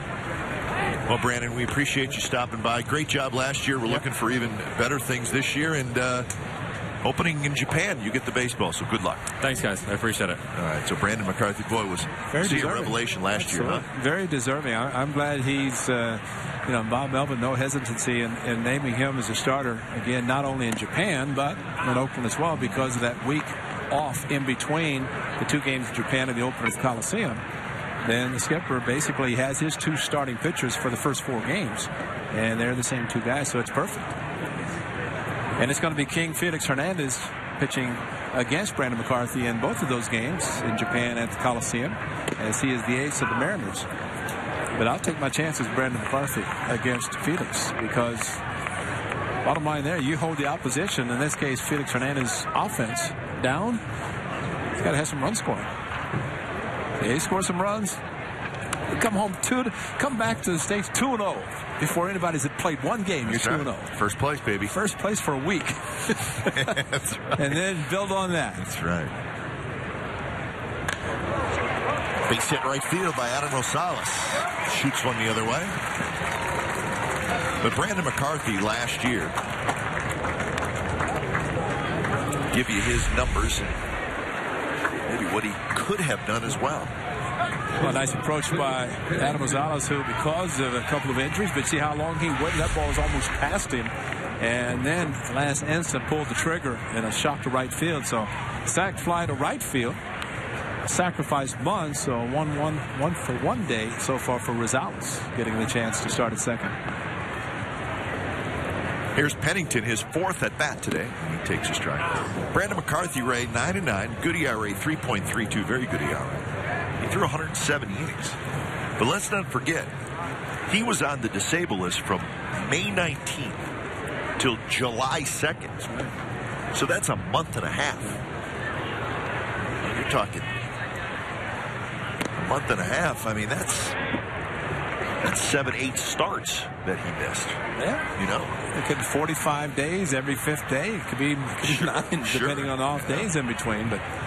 But no, I think it's a remarkable season for him. As we mentioned in talking to him, only 1 walk all spring last year. And you see Bartolo Colon today throwing strikes. You're going to see the same from Brandon McCarthy. But the one thing he talked about, Troy Tulowitzki, yesterday, you get good hitters and hitters counts. And you have to throw them pitches that they're waiting for versus just the opposite, where he was and has become more of a ground ball pitcher to be able to minimize the number of pitches per inning and getting the grounders and easy outs. That'll do it for the A's in the bottom of the 5th inning. We're headed to the 6th from Phoenix Muni. A's leading 6-1.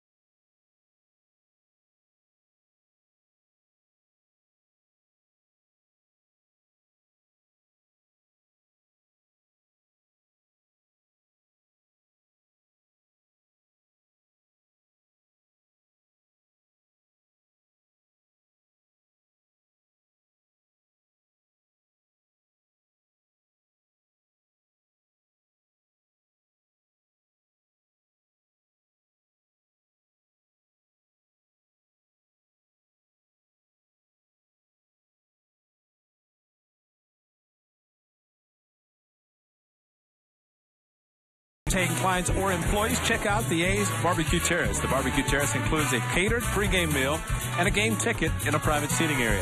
For more information, call 510-638-GO-A's or visit oaklandathletics.com/seats with eats. How about that? Don't forget now, oaklandathletics.com/eats.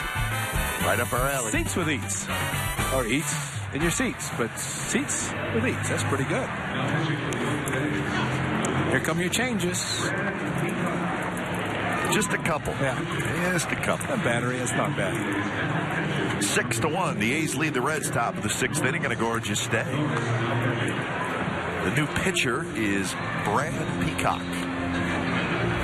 So, very good season last year. Absolutely. One of the new acquisitions. And, Billy Beane, people were somewhat, I think, surprised last offseason, this past offseason, with the trades that Billy made. But, boy, he's acquired some outstanding young players, and this is one of them we're seeing. We have Already seen some of them in the spring training camp. And Tom Malone mentioned has already pitched and shown what he can do. Brad Peacock, another one. Well, this is the full trade that sent Gio Gonzalez to the Nationals.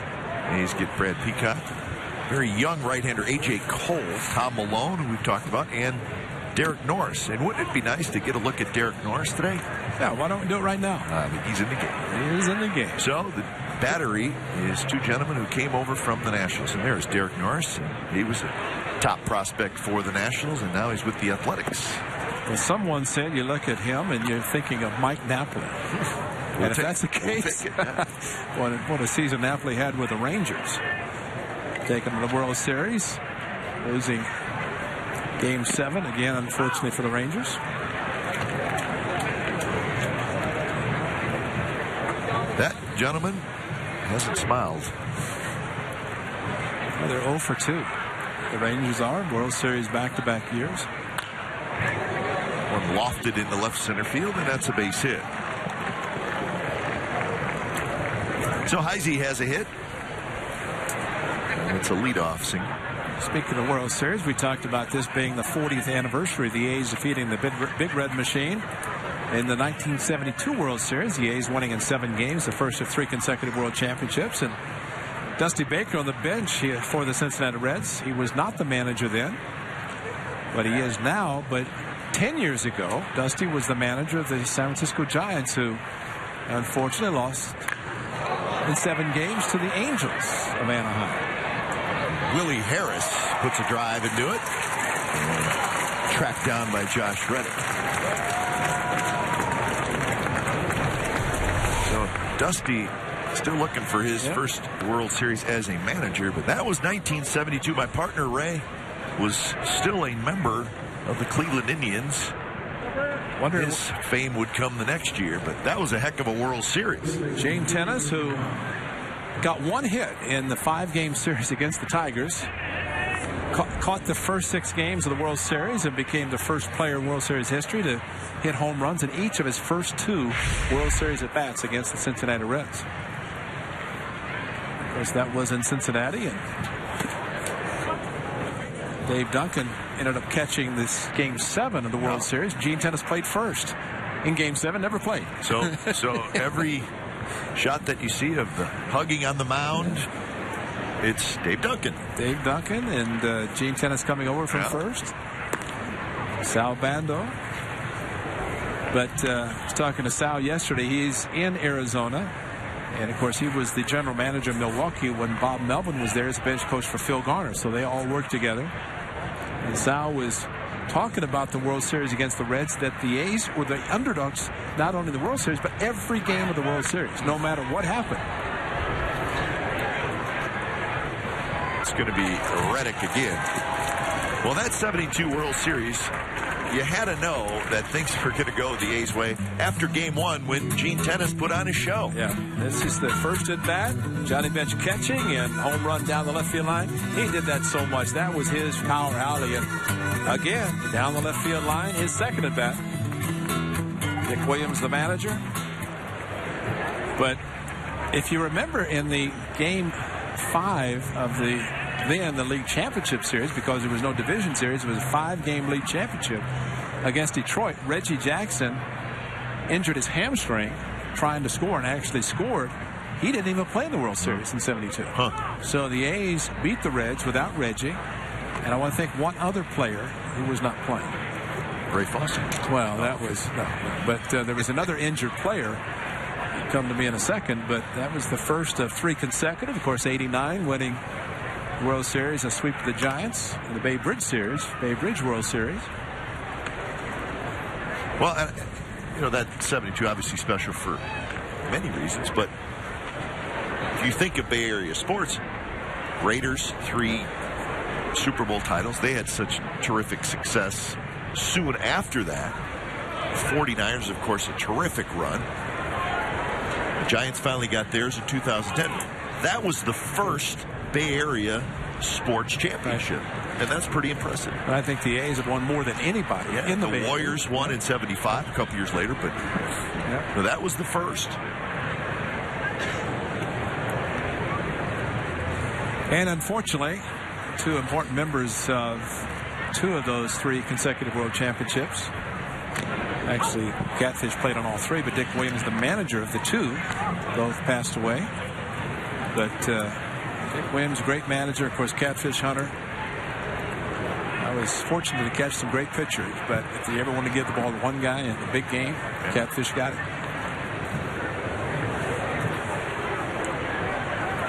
This is Neftali Soto in the game. You're really thinking about that, aren't you? Yeah, I'm trying to get through this game.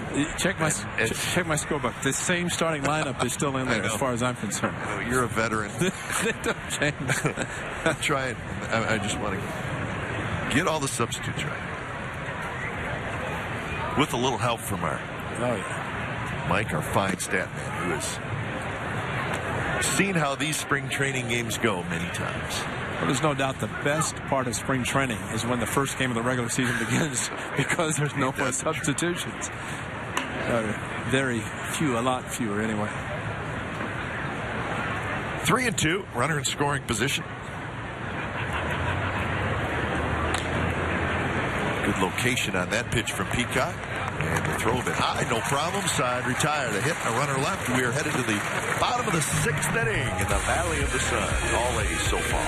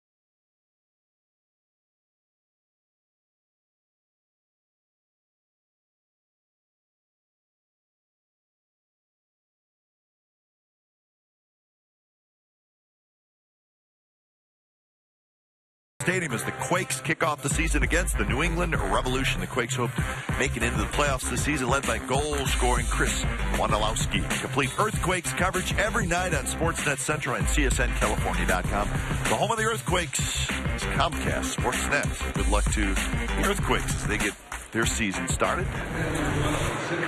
Here in Phoenix, the A's with a 6-1 lead as we reach the bottom of the 6th inning.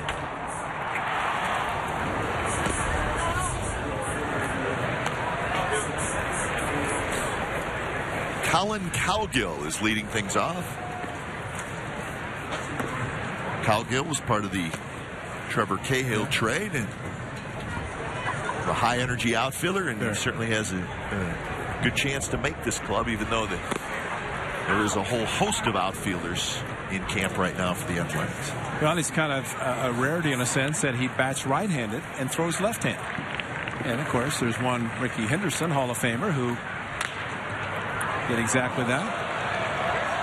And Cowgill is going to be aboard as E5. Negron cannot make it up.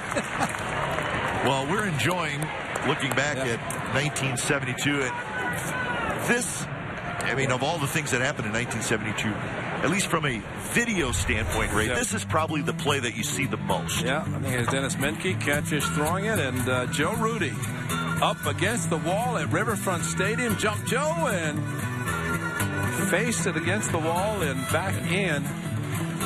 And tremendous play by Joe Rudy. I would say the most underrated player on those 3 consecutive World Championship teams. Great hitter, great outfielder, Gold Glover, and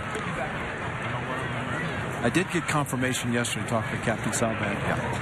I said, Sal, with the great team that the A's had, winning 3 consecutive world championships, had Charlie Finley offered any sort of a guaranteed multi-year contract to the players, the nucleus of the team that won the championships, would you guys have stayed together?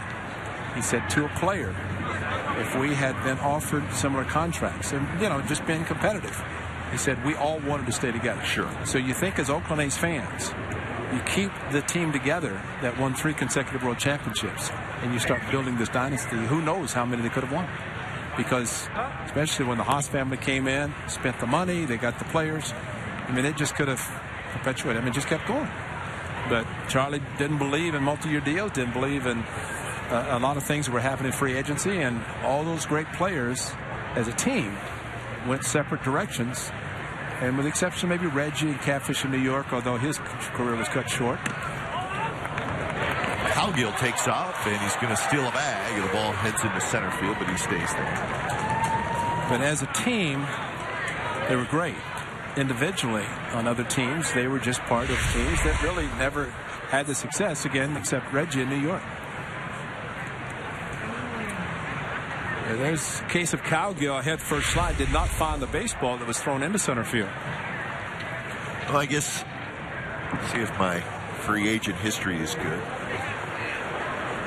Raleigh and Sal Bando signed in Milwaukee, right? Is that correct? Or no? Yes. Sal went to Milwaukee. Raleigh, Gene Tennis to... That's right. And Raleigh got traded to Milwaukee. Right, he went to San Diego with Gino. Campy went to Texas. Reggie, of course, to the Yankees. Kenny Holtzman. Well, how about this play? This was awesome. Check it out. This was in Game 3 of that World Series. Johnny Bench, and you notice Johnny was concentrating on Raleigh Fingers, and Gino's holding out his hand and threw him a slider, perfectly thrown. And I would love to be at Cooperstown when Johnny Bench, a Hall of Famer, and Raleigh Fingers, a Hall of Famer, are introduced as past Hall of Famers. They still, Johnny Bench to this day is so upset with Raleigh for doing that, making him look bad. But Dick Williams played it perfectly. Walked to the mound, he's pointing, and Bench just thought he's going to be intentionally walked. And there's nobody. I mean, you think about Raleigh Fingers making that pitch. First of all, it was a slider. Figure he's not going to throw a fastball in case he swings. But Gino sets back down quickly, and Raleigh throws a perfect strike to the outside corner. And Bench heads to first like it's an intentional walk. That's great. Well, he's probably embarrassed. That's what makes him mad. Exactly. Johnny Gomes hitting for the first time as he took over for Manny Ramirez as the DH. Cowgill at second with 1 out here in the 6th. Well, the A's have in Johnny Gomes, area code 707. And, of course, Dallas Braden, 209. A couple of local guys. And speaking of Dallas Braden, recovering nicely from his left shoulder surgery, as is Brett Anderson. And everybody's marveling at Brett Anderson in particular because he had the Tommy John, expected to be out to July and August. But they're just floored with the fact that Brett Anderson shows no effects whatsoever as even having surgery. So Gomes strikes out. So the Reds got a little ticked off by losing in 72, and they did get back-to-back in 75 and 76. Of course, that was great big red machine teams. Well, they call the 75 World Series one of the best in the history because it was Red Sox and Reds. And well, it's funny you see. So the Reds win in 75, 76, and then the Yankees won in 77 and 78. Yeah. But the A's had the 3 in a row.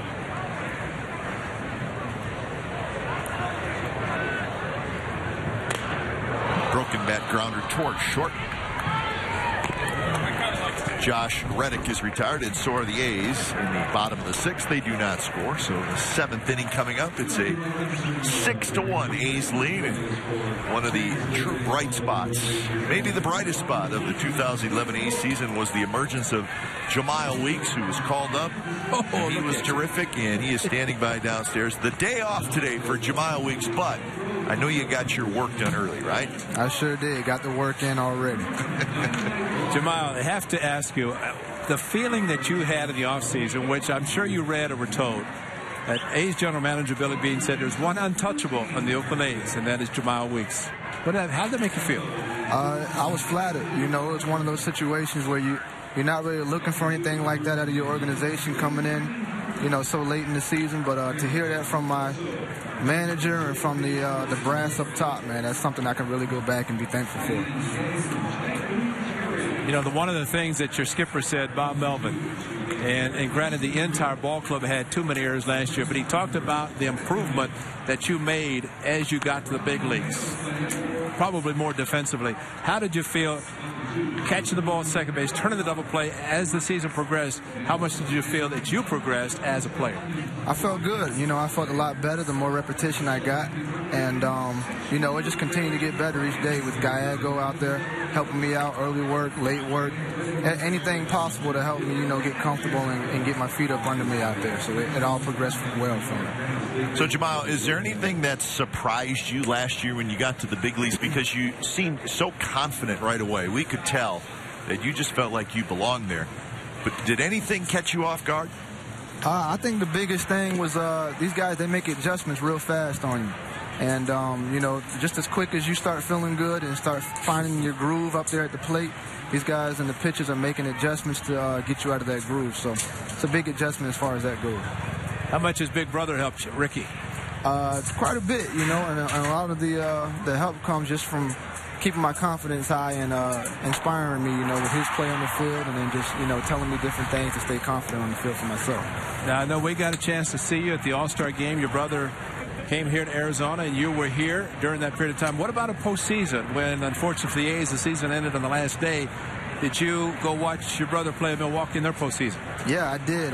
You know, postseason's always something you want to be a part of, and you know, we couldn't do it here in Oakland, but I went out there to Milwaukee when they were against the Diamondbacks, and I had a great time out there watching them go. So one day it'll be our turn, and hopefully it's this year. Maybe be against your big brother. That would be even great. That'd be even better. You know, I have to ask you, Jemile, and again, your skipper Bob Melvin alluded to it. You have a new hitting coach in Chili Davis. He was a switch hitter and a very good hitter. Now, Bob told me that when he was named hitting coach, skipper called you and said he told you about Chili Davis. How much has he helped you in just knowing that he was a very good switch hitter as a player, you as a switch hitter also? How much do you look at that as being a big benefit to you? That's always a big positive, man, when you can have a coach that can come out there and he's already experienced everything that you're experiencing at this moment. And, you know, everything you hear about Chili, it's all fact. You know, he's a player's coach. He's going to go out there. He's going to work off of what you tell him, and then he lets his expertise work. So I love the way he goes about his job. Jemile, being a switch hitter, does that mean it takes you twice as long to get ready in spring training because you really have to work on a swing from each side of the plate? For the most part, yeah. I mean, I'm out there, you know, if I take 30 swings on the right side or 40 or whatever it may be, then I'm coming around on the left side and I want to do the same thing because you want to be, you know, equally as good on both sides any given day. What do you think about Yoenis Cespedes and his debut today? I told the guys, I said, if you're ever going to come on the scene and shut everybody up, all the speculation, that's how you do it. He came out there and he was on fire from the beginning, and you know, I was in here enjoying it. Have you had a foot race with him yet? Not yet. I'm not trying to race him right now, but hopefully in the season we can race, and then, you know, that'll all put us in a better position. Yeah, he'll be chasing you on the base pass. Right. That would be a good thing, right? That'd be nice. That'd be nice. You know, one of the things, too, you've got a veteran, Manny Ramirez, and we all know the situation, but being the veteran hitter that he has been throughout his career, and everybody talks about his 555 home runs, but there's no doubt he's driven in some big runs. What have you learned from him as far as the approach at the plate, especially what he has done throughout his career to help you in that same approach? I think the biggest thing, I've talked to him a few times about hitting, and his biggest thing at this point early on is knowing in your head to attack. And I think that's one of the most important things for somebody who's trying to find their swing, trying to find their groove, is don't forget that importance to attack and to have attack in your mind so that you can get the hands out, you can get the barrel out there. So obviously having Manny on board is going to be a big help for us, and it's a lot of veteran expertise for us to lean on. Well, Jemile, congratulations on just a terrific season last year, and you're a star in the making, and we're glad you're in the green and gold, so good luck this year. Thank you, guys. I appreciate it. You got to work on that home run trot, too. Hey, it's coming. It's coming. It's coming. You know, the funny thing about Cespedes, it looked like he'd hit 100, right? He got the trot down already. I've done it, too. I know you have. Check the track record, Fossey. I know, man. But, you know what we like about you? Yeah, those man. wheels. Oh, yeah. That's wheels. Oh, yeah. No, it's great that you're the untouchable, and great to have you at second base, buddy. Thank you, man. I appreciate it. Thank you. So Jemile Weeks, what a charming young man he is. Great. Fun to talk to. He's very polite. And there's no doubt why Billy Bean said he's an untouchable. I mean, he is just kind of a star in the making, and he showed it last year, and just going to be better and better. But he likes those home runs, too. He hit a couple last year. Because big brother Ricky, power, got the speed, and hits a lot of home runs. But there's no doubt Jemile Weeks, he can do it all, especially with the wheels, and make this club go. Putting all those names down, aren't you? This is Chris Valaika. Ray, what do you know about Chris Valaika? Right-handed hitter. There you go. Where's number 3? Yeah. Got a big league number for somebody that we really don't know that much about. It's true. The Reds have scored. Malaika from UC Santa Barbara. It's amazing what you sound like you know when you open up the media guy. The savior, the spring training savior is the media guy. The Reds have scored here on a misplayed ball by Michael Taylor in the outfield. That's Michael Taylor, who's now in left field. Michael Choice, the A's top prospects, is now in center field. Cowgill has slid over to right. There's Michael Choice. Michael Choice last spring, an opportunity to show what he was capable of doing. Had a very good spring. He's strong too, huh? Very strong, and not only that, went out and had a very good season, minor league level. A's #1 draft pick a couple of years ago. As we like to say, the #1 choice. #1 choice. Michael.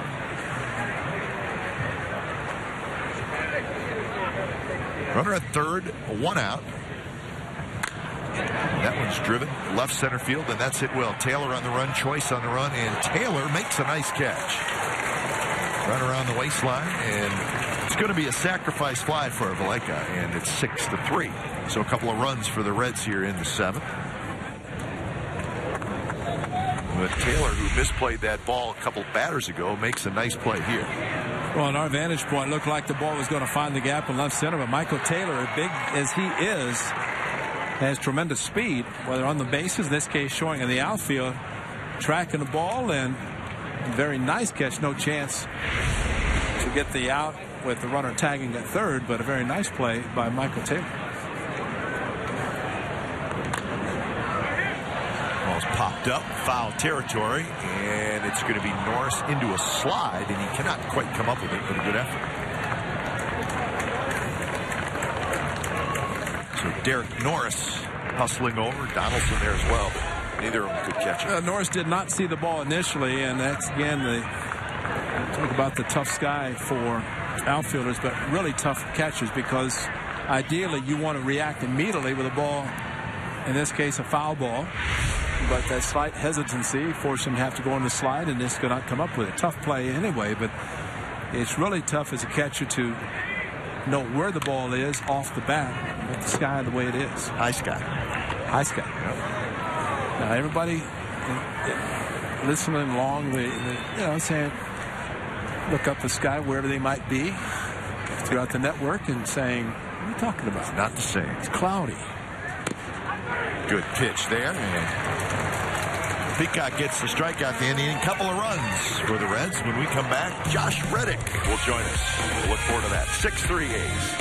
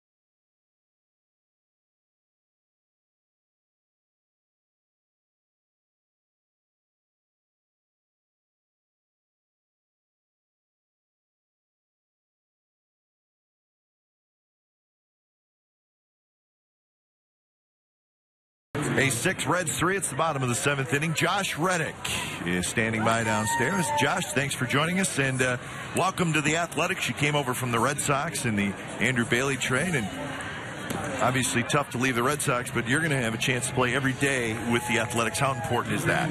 Oh, that's the main thing. I mean, just getting up here at a young age and, being able to start on a big league club with anybody is going to be a privilege. And it definitely helped to grow up in the Red Sox organization. And, no, I mean, just coming over here, it was upsetting to leave at first, but once I found out that this is going to be a spot for me to go and get opportunity to play, I was more than excited. How hard is it to be traded? I mean, you just mentioned it, but to be in an organization, all of a sudden you get that call and say you're being traded.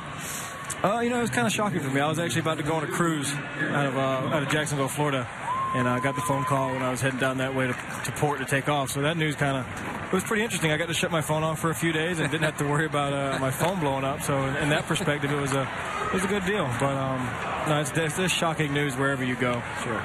Josh, when you get traded like that, I'm not saying you don't know a lot about the Athletics, but it's a different division, other part of the country. What do? Do you get on the internet and you start looking up who your new teammates will be, or how did you go about getting to know the Athletics after you got traded?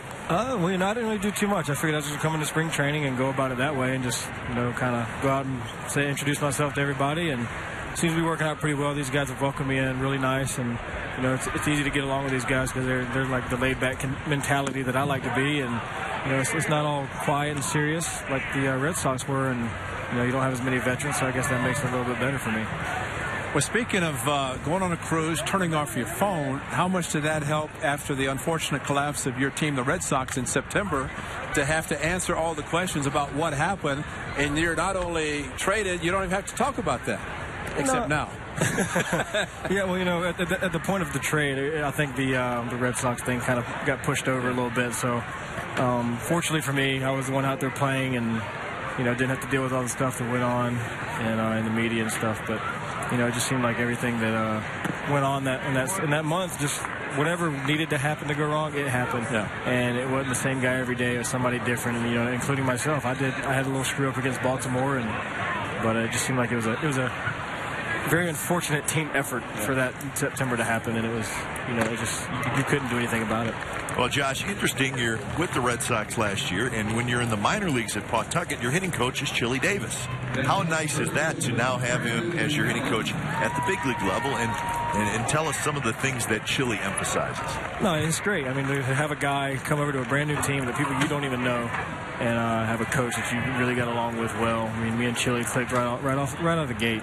And, he stays on me pretty good regardless of how I'm doing. If I could be hitting 1,000 in a week or opposed to 95 in the week. And, it's the same mentality every day. It's just, he keeps telling me stay to the opposite field and then react in. And today it didn't really happen that well for me. But, luckily my teammates picked me up, and we're doing a good job right now.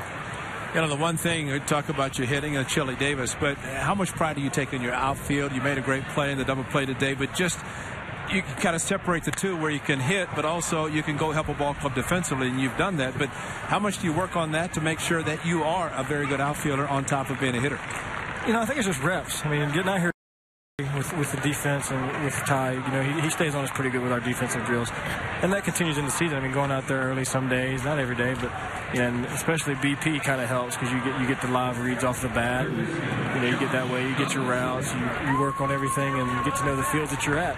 So that's one thing that I pride myself on, and definitely have to keep the arm strong. It's not a short season, and your arm is very valuable, especially as a right fielder. That's where you usually want your guy who has the arm.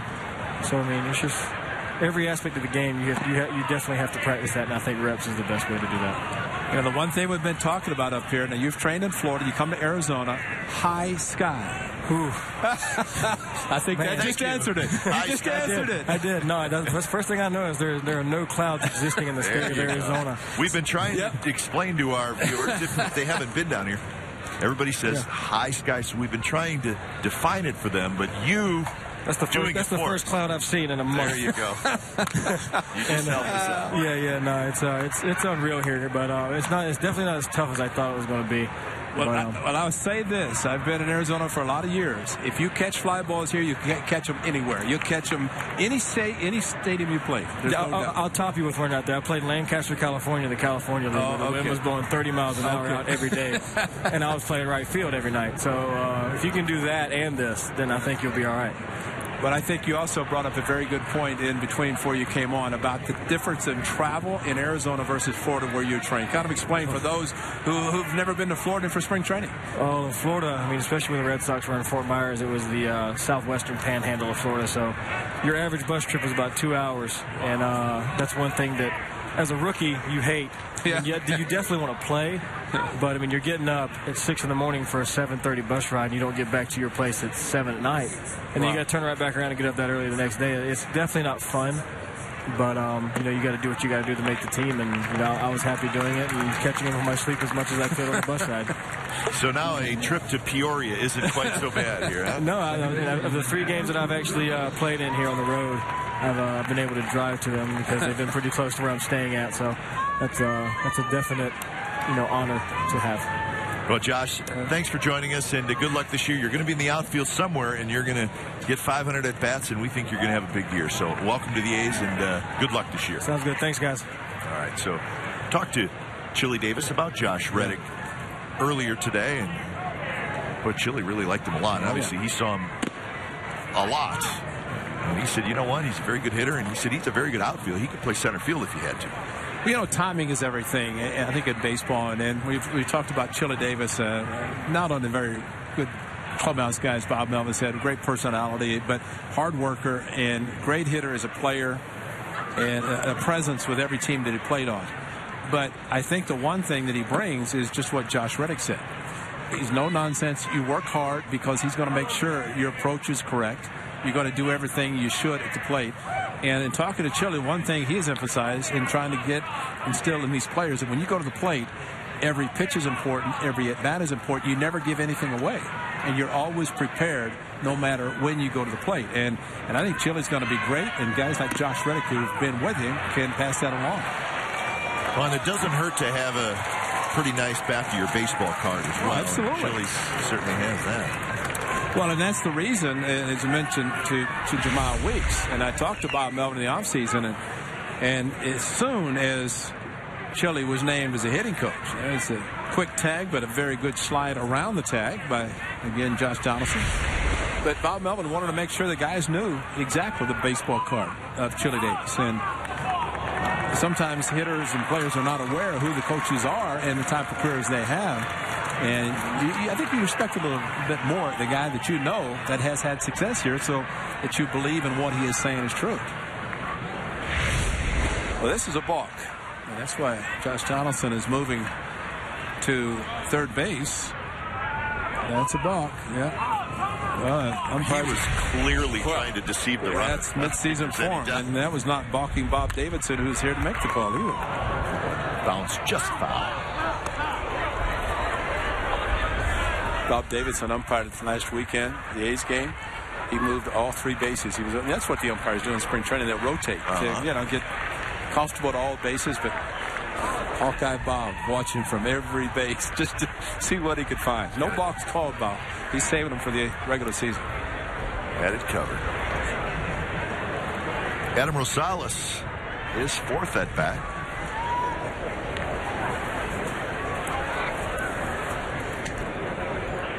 Swing and a miss. So A's do not score, and we are headed to the 8th inning. From Phoenix, 6-3, the A's lead the Reds.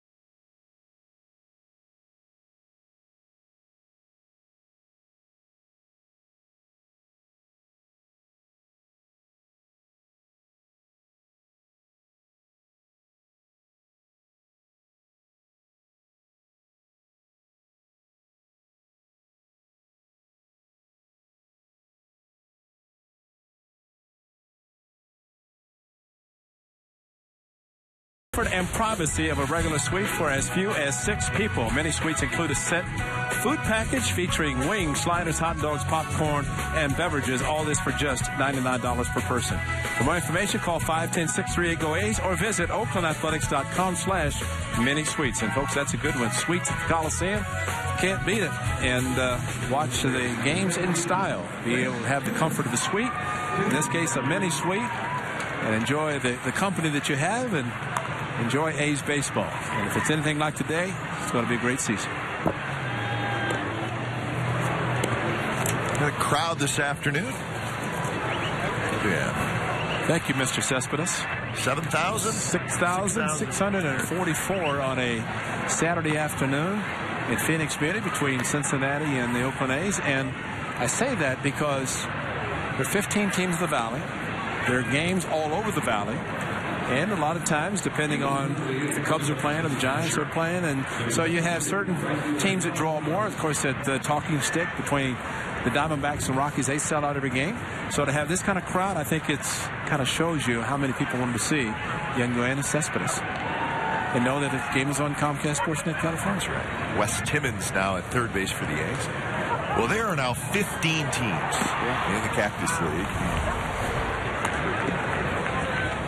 And it does not slow down. It gets more popular every year. And one of the things that I like, Ray, down here is as you go to other parks, or today we're here, but what you see is you see a lot of fans of other teams who obviously come down. Like, you may see, Giants fans who like to see their team, but they also like to come over here and watch other teams play.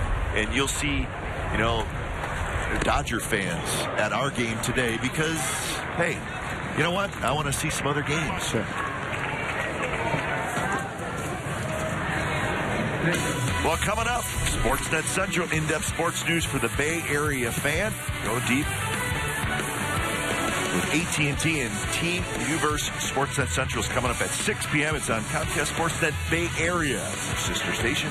Pac-12 basketball championships. Of course, that's going on in Los Angeles. Lots of spring training action. And the Mavericks and the Warriors coming up tonight from Oracle. So David Andrews will host on Sportsnet Central. So a couple of outs here in the 8th inning. With the A's leading 6-3. But, I think what it does is it just brings out the baseball fan in all the fans, even though they may really like one team, but they just want to come out and check out all the different teams. And I think that's great. So you look around and you see a lot of different jerseys from a lot of different teams in the stands. Going to be a good inning for Brad Peacock as he finishes up his 3rd inning of work. 3 up, 3 down, and we're headed to the bottom of the 8th inning.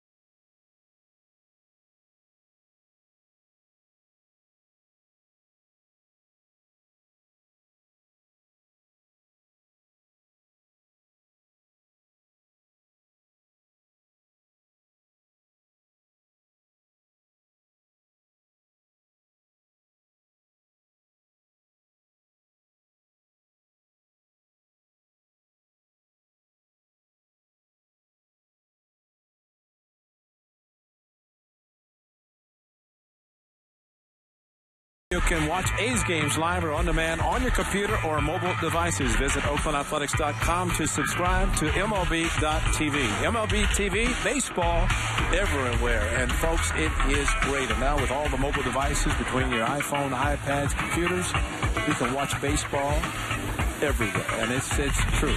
There's no doubt. I watched a couple spring training games on my computer when I was back home a couple days ago. No, it is great. There's no doubt. Bottom of the 8th inning with the A's leading 6-3. Ray Fosse, Glenn Kuiper, our first telecast of this 2012 season. You know who also is here? Right behind us. David Coppett. The man we answer to. That's David it. Coppett. He's the man. We'll televise a total of 146 games this year on Comcast Sportsnet California. We'll have one more exhibition game. That'll be the A's and the Giants when everybody gets back to the Bay Area. We were talking about when people come from the Bay Area, they always wear Bermuda shorts. And here's David out and got his khakis on. And, you know, so not everybody. Well, not us either. But we were talking about, you know, hockey people come up here with. That's right. We got our hockey clothes on. We're heading to Glendale in a little while. Sharks and the Coyotes tonight. Eric Sogard to hit. Yeah. See that gentleman? That's right. He's going to put a pair of pants on and head over. Well, you're going to get to see the University of Phoenix Stadium when the Cardinals play. Right next door, right? Yeah, exactly. And I was hearing an advertisement just recently talking about a big show they put on. They said they're going to take the grass out and, Well, they removed the grass from the University of Phoenix Stadium, put it out and let it get some sunshine. And so a dome stadium with grass, real grass, and that's special. So a lot happens in Glendale with the Dodgers and the White Sox, their new spring training facility, and the Coyotes, and, of course, the Cardinals, who may have a new quarterback soon. And there's a lot of excitement in the Valley about one Peyton Manning. Really? Is that your call? That's Peyton's coming to the Valley? I don't know, but they're thinking and they're hoping that is the case.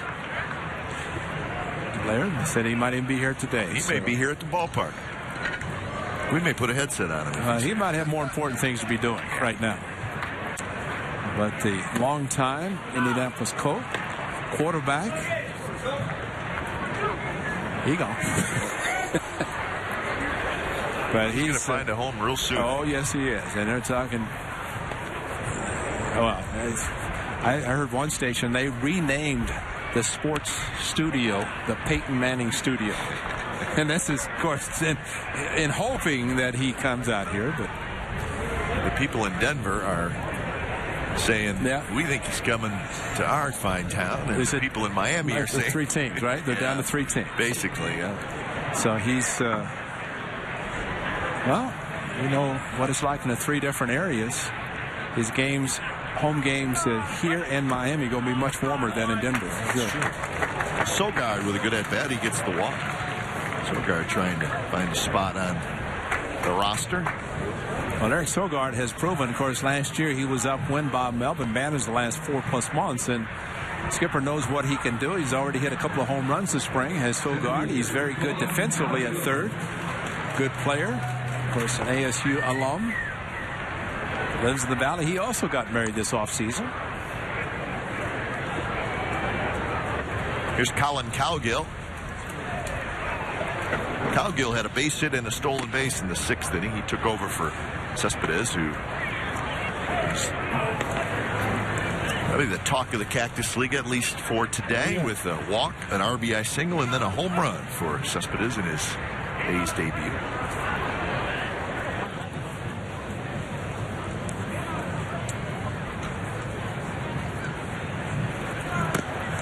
Cowgill takes high, 2-0.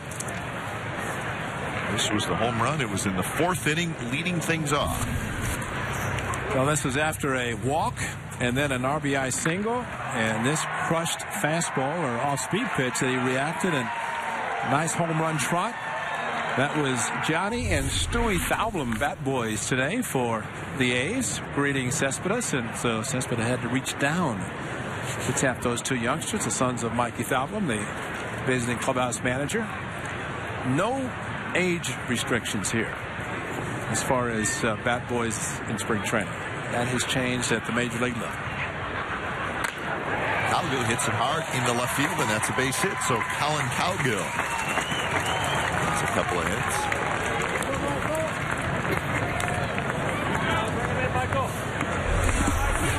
So that's the day for Cespedes. He hit in the second spot, had a couple of chances in center field.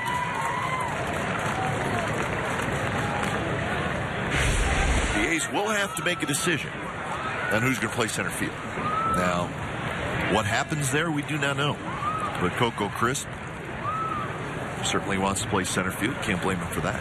You know, the one thing Josh Reddick told us in the interview with him, that playing right field and playing at Fenway Park, where you need to have two center fielders play because of the vast outfield and right field, but the strong arm is important. Well, Yoenis Cespedes is a 5-2 player. It's a very strong arm. And so you put him in either corner outfield. And he's played all three. He was saying that last Sunday in his press conference, that Juan Navarrete was his interpreter and basically said, when he was asked about center field, he said, I played all three. So it's not that important.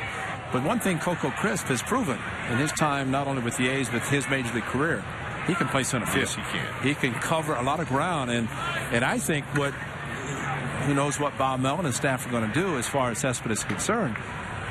But there's going to be a tremendous amount of pressure on the young kid, Cespedes, anyway. You put him in center field, there's that added pressure of handling. It's the center field mystique, too, exactly. right? Well, yeah. I mean, that's you think of Willie Mays and all the great center fielders that have played the game, and you put him out there, well, he's got to perform. If you put him in the corner, then he can concentrate on the hitting. And, again, it's not like you're taking someone and put him in center field. Coco can play center. And the fact that he re-signed with the A's and has proven that he can play out there, whether robbing the A's hitters in the past or robbing opposing players playing for the A's now. First pitch to Johnny Gomes, who is getting his second at-bat. Gomes struck out in the 6th inning. He took over the DH duties from Manny Ramirez. Ramirez had 3 at-bats today. He reached base twice, both times on fielding errors.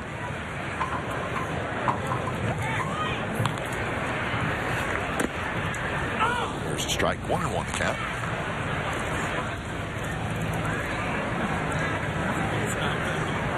Johnny Gomes signed free agent contract, a 1-year deal with the A's. He's 31 years old. It's his 7th year in the big leagues. Bounced around a little bit.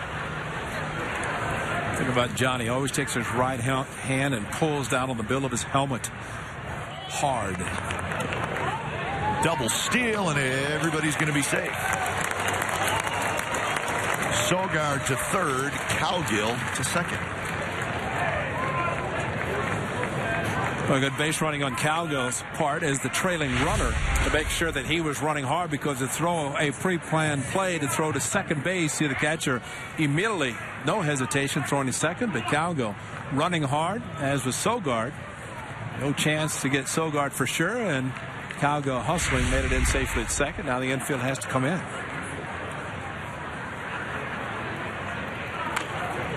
Bouncer foul. Now, Ray, talking about Johnny Gomes, his best season came with the Cincinnati Reds, and that was in 2010. He hit .266. He had 18 homers and 86 RBIs, and he was a regular for them, played at 148 games. And then last year, halfway through the season, the Reds traded him to the Washington Nationals. So Dusty knows about Johnny Gomes. Goes down swinging that time for out number 2. Are you a nonprofit organization looking to raise money? Whether you're a school, religious organization, youth sports team, or nonprofit company, the A's have a great fundraising option for you. When you participate in the 50-50 fundraising program, 50% of each ticket sold will go back to your organization. For more information, call 510-638-GO-A's or visit oaklandathletics.com/fundraising. I thought when Tommy Azza showed Dusty Baker, we were looking for Darren Baker. He's like 29 years old now. Well, he 10 years ago was the bat boy that J.T. Snow saved at home plate. And at that time, 3 maybe? Yeah, 3 or 4. 3 or 4. But fortunately, J.T. Snow picked him up because he might have been crushed. And it's the new rule of being at least, 17 or 30 or 40 to be a bat boy. JT said one day, he said, I won some gold gloves, but that was the best play I ever made. It's the best save. Yeah. But amazing. That's when Dusty had his little son Darren as a bat boy, and he just came trotting up to get the bat with a play about to happen at home plate, and JT picked him up. Sandy Alderson stepped in and said, I don't think we're ever going to have bat boys being under the age of... Yeah, there's an age limit now. I think it's maybe 18. I don't know. Not only bat boys, you got to work in the clubhouse, clean shoes, and pick up after everybody. So when you go home, if you're a bat boy, you're probably cleaner than anybody, because all the mess you clean up at the clubhouse, you've got to be doing it at your home. 1-1 to Michael Choice. And a big swing and a miss. Choice, 30 home runs last year for Stockton. Well, we're told that 14 is the age limit. You have to be 14 or older to be a bat boy in a big league park. Well, in spring training, you can be 2. Yeah, you can do whatever you want. As long as you can go up and get the bat. Choice lines one to center field. Kind of a knuckleball. It's caught. Side retired. We have reached the 9th inning. Cactus League Baseball. The A's with a 6-3 lead over the Reds.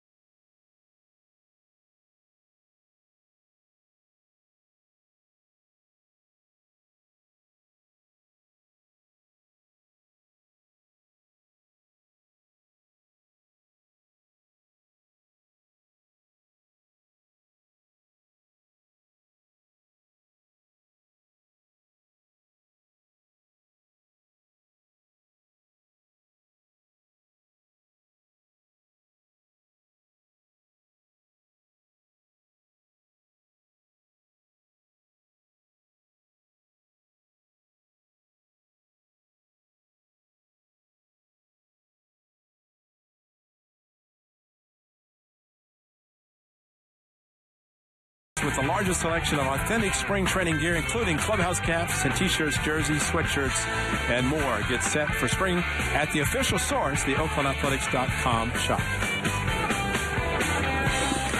Well, the gift shops are huge down in the Cactus League, and every ballpark you go to, the line is out the door.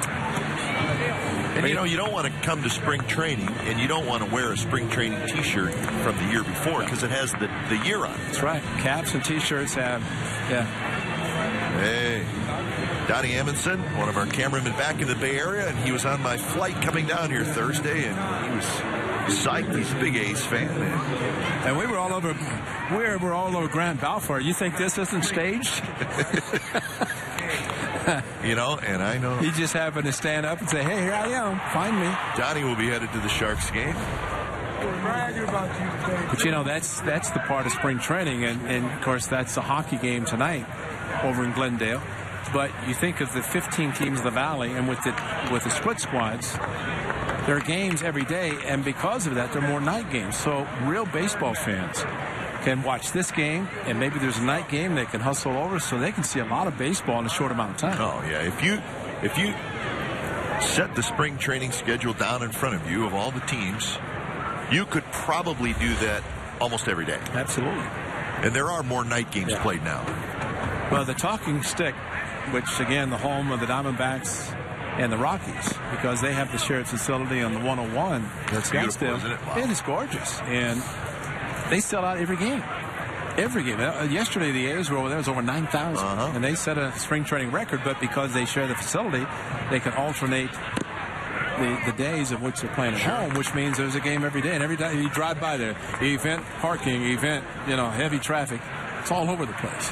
Well, I think there's 4 2-team facilities here, right, in the Phoenix area. I thought there were 5, but I know there are at least 4.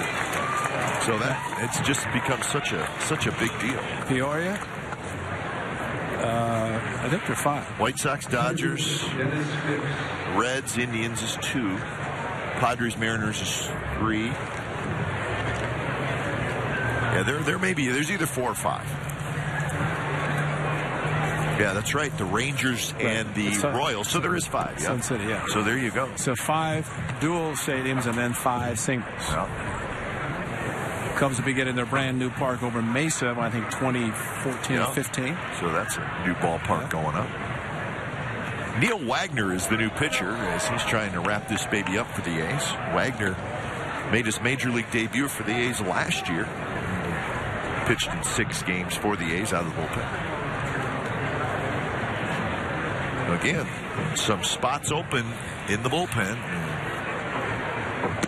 One thing the A's are seeing, Neil Wagner's one of them. We saw him last year. Some really strong arms. And what you want to see of a bullpen, and not against anybody that doesn't throw hard, but when you have somebody who can come in and be a flamethrower throwing mid-90s with a fastball, you get some overpowering arms, and that's really special for a bullpen, knowing that they can not have to worry about anything except just throwing hard for an inning, facing 3 or 4 batters.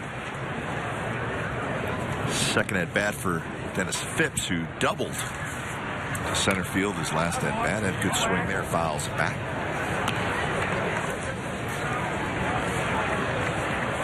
Now again, the next time we televise an A's game, it will be March 2nd. And that will be, or April 2nd, I'm sorry, April 2nd. That'd be next year. That would be a while. It'd be March next year. It'd be a bad schedule for us. So April 2nd, and that is the A's and the Giants from San Francisco. So that'll be our next telecast. Dallas Braden. Always good to see Dallas. We hope to see him maybe around the 1st of May. Dallas Braden hopes to be back.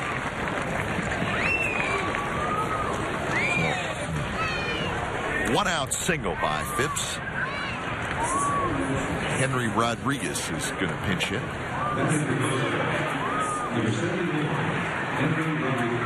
So 1 out here in the 9th inning.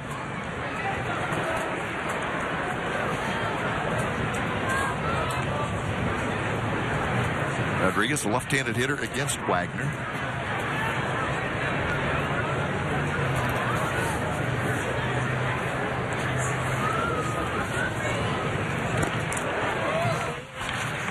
The A's have out-hit the Reds today, 10-8. Each team has made 3 errors. So it has, at times, been a little sloppy. Well, let's... 6 errors, maybe 2 total in reality. If the A's can end it with a double play. Tough hop is handled by Sogard, and they do turn the double play. Sogard to Rosales to Brandon Allen, and that's how the ball game comes to an end. And Rosales showing off the strong arm, which he possesses, to be able to turn the big double play and forget about those 6 errors. It ended on a positive note. So the A's win it this afternoon over the Cincinnati Reds by a final score of 6-3. And, of course, the big story, Yoenis Cespedes in his first game with the A's, 2 for 2, a home run and a walk. And that was good to see for us and for all the fans here. We'll come back to Phoenix Municipal Stadium in just a little bit. Once again, the final score this afternoon, the Oakland A's 6 and the Cincinnati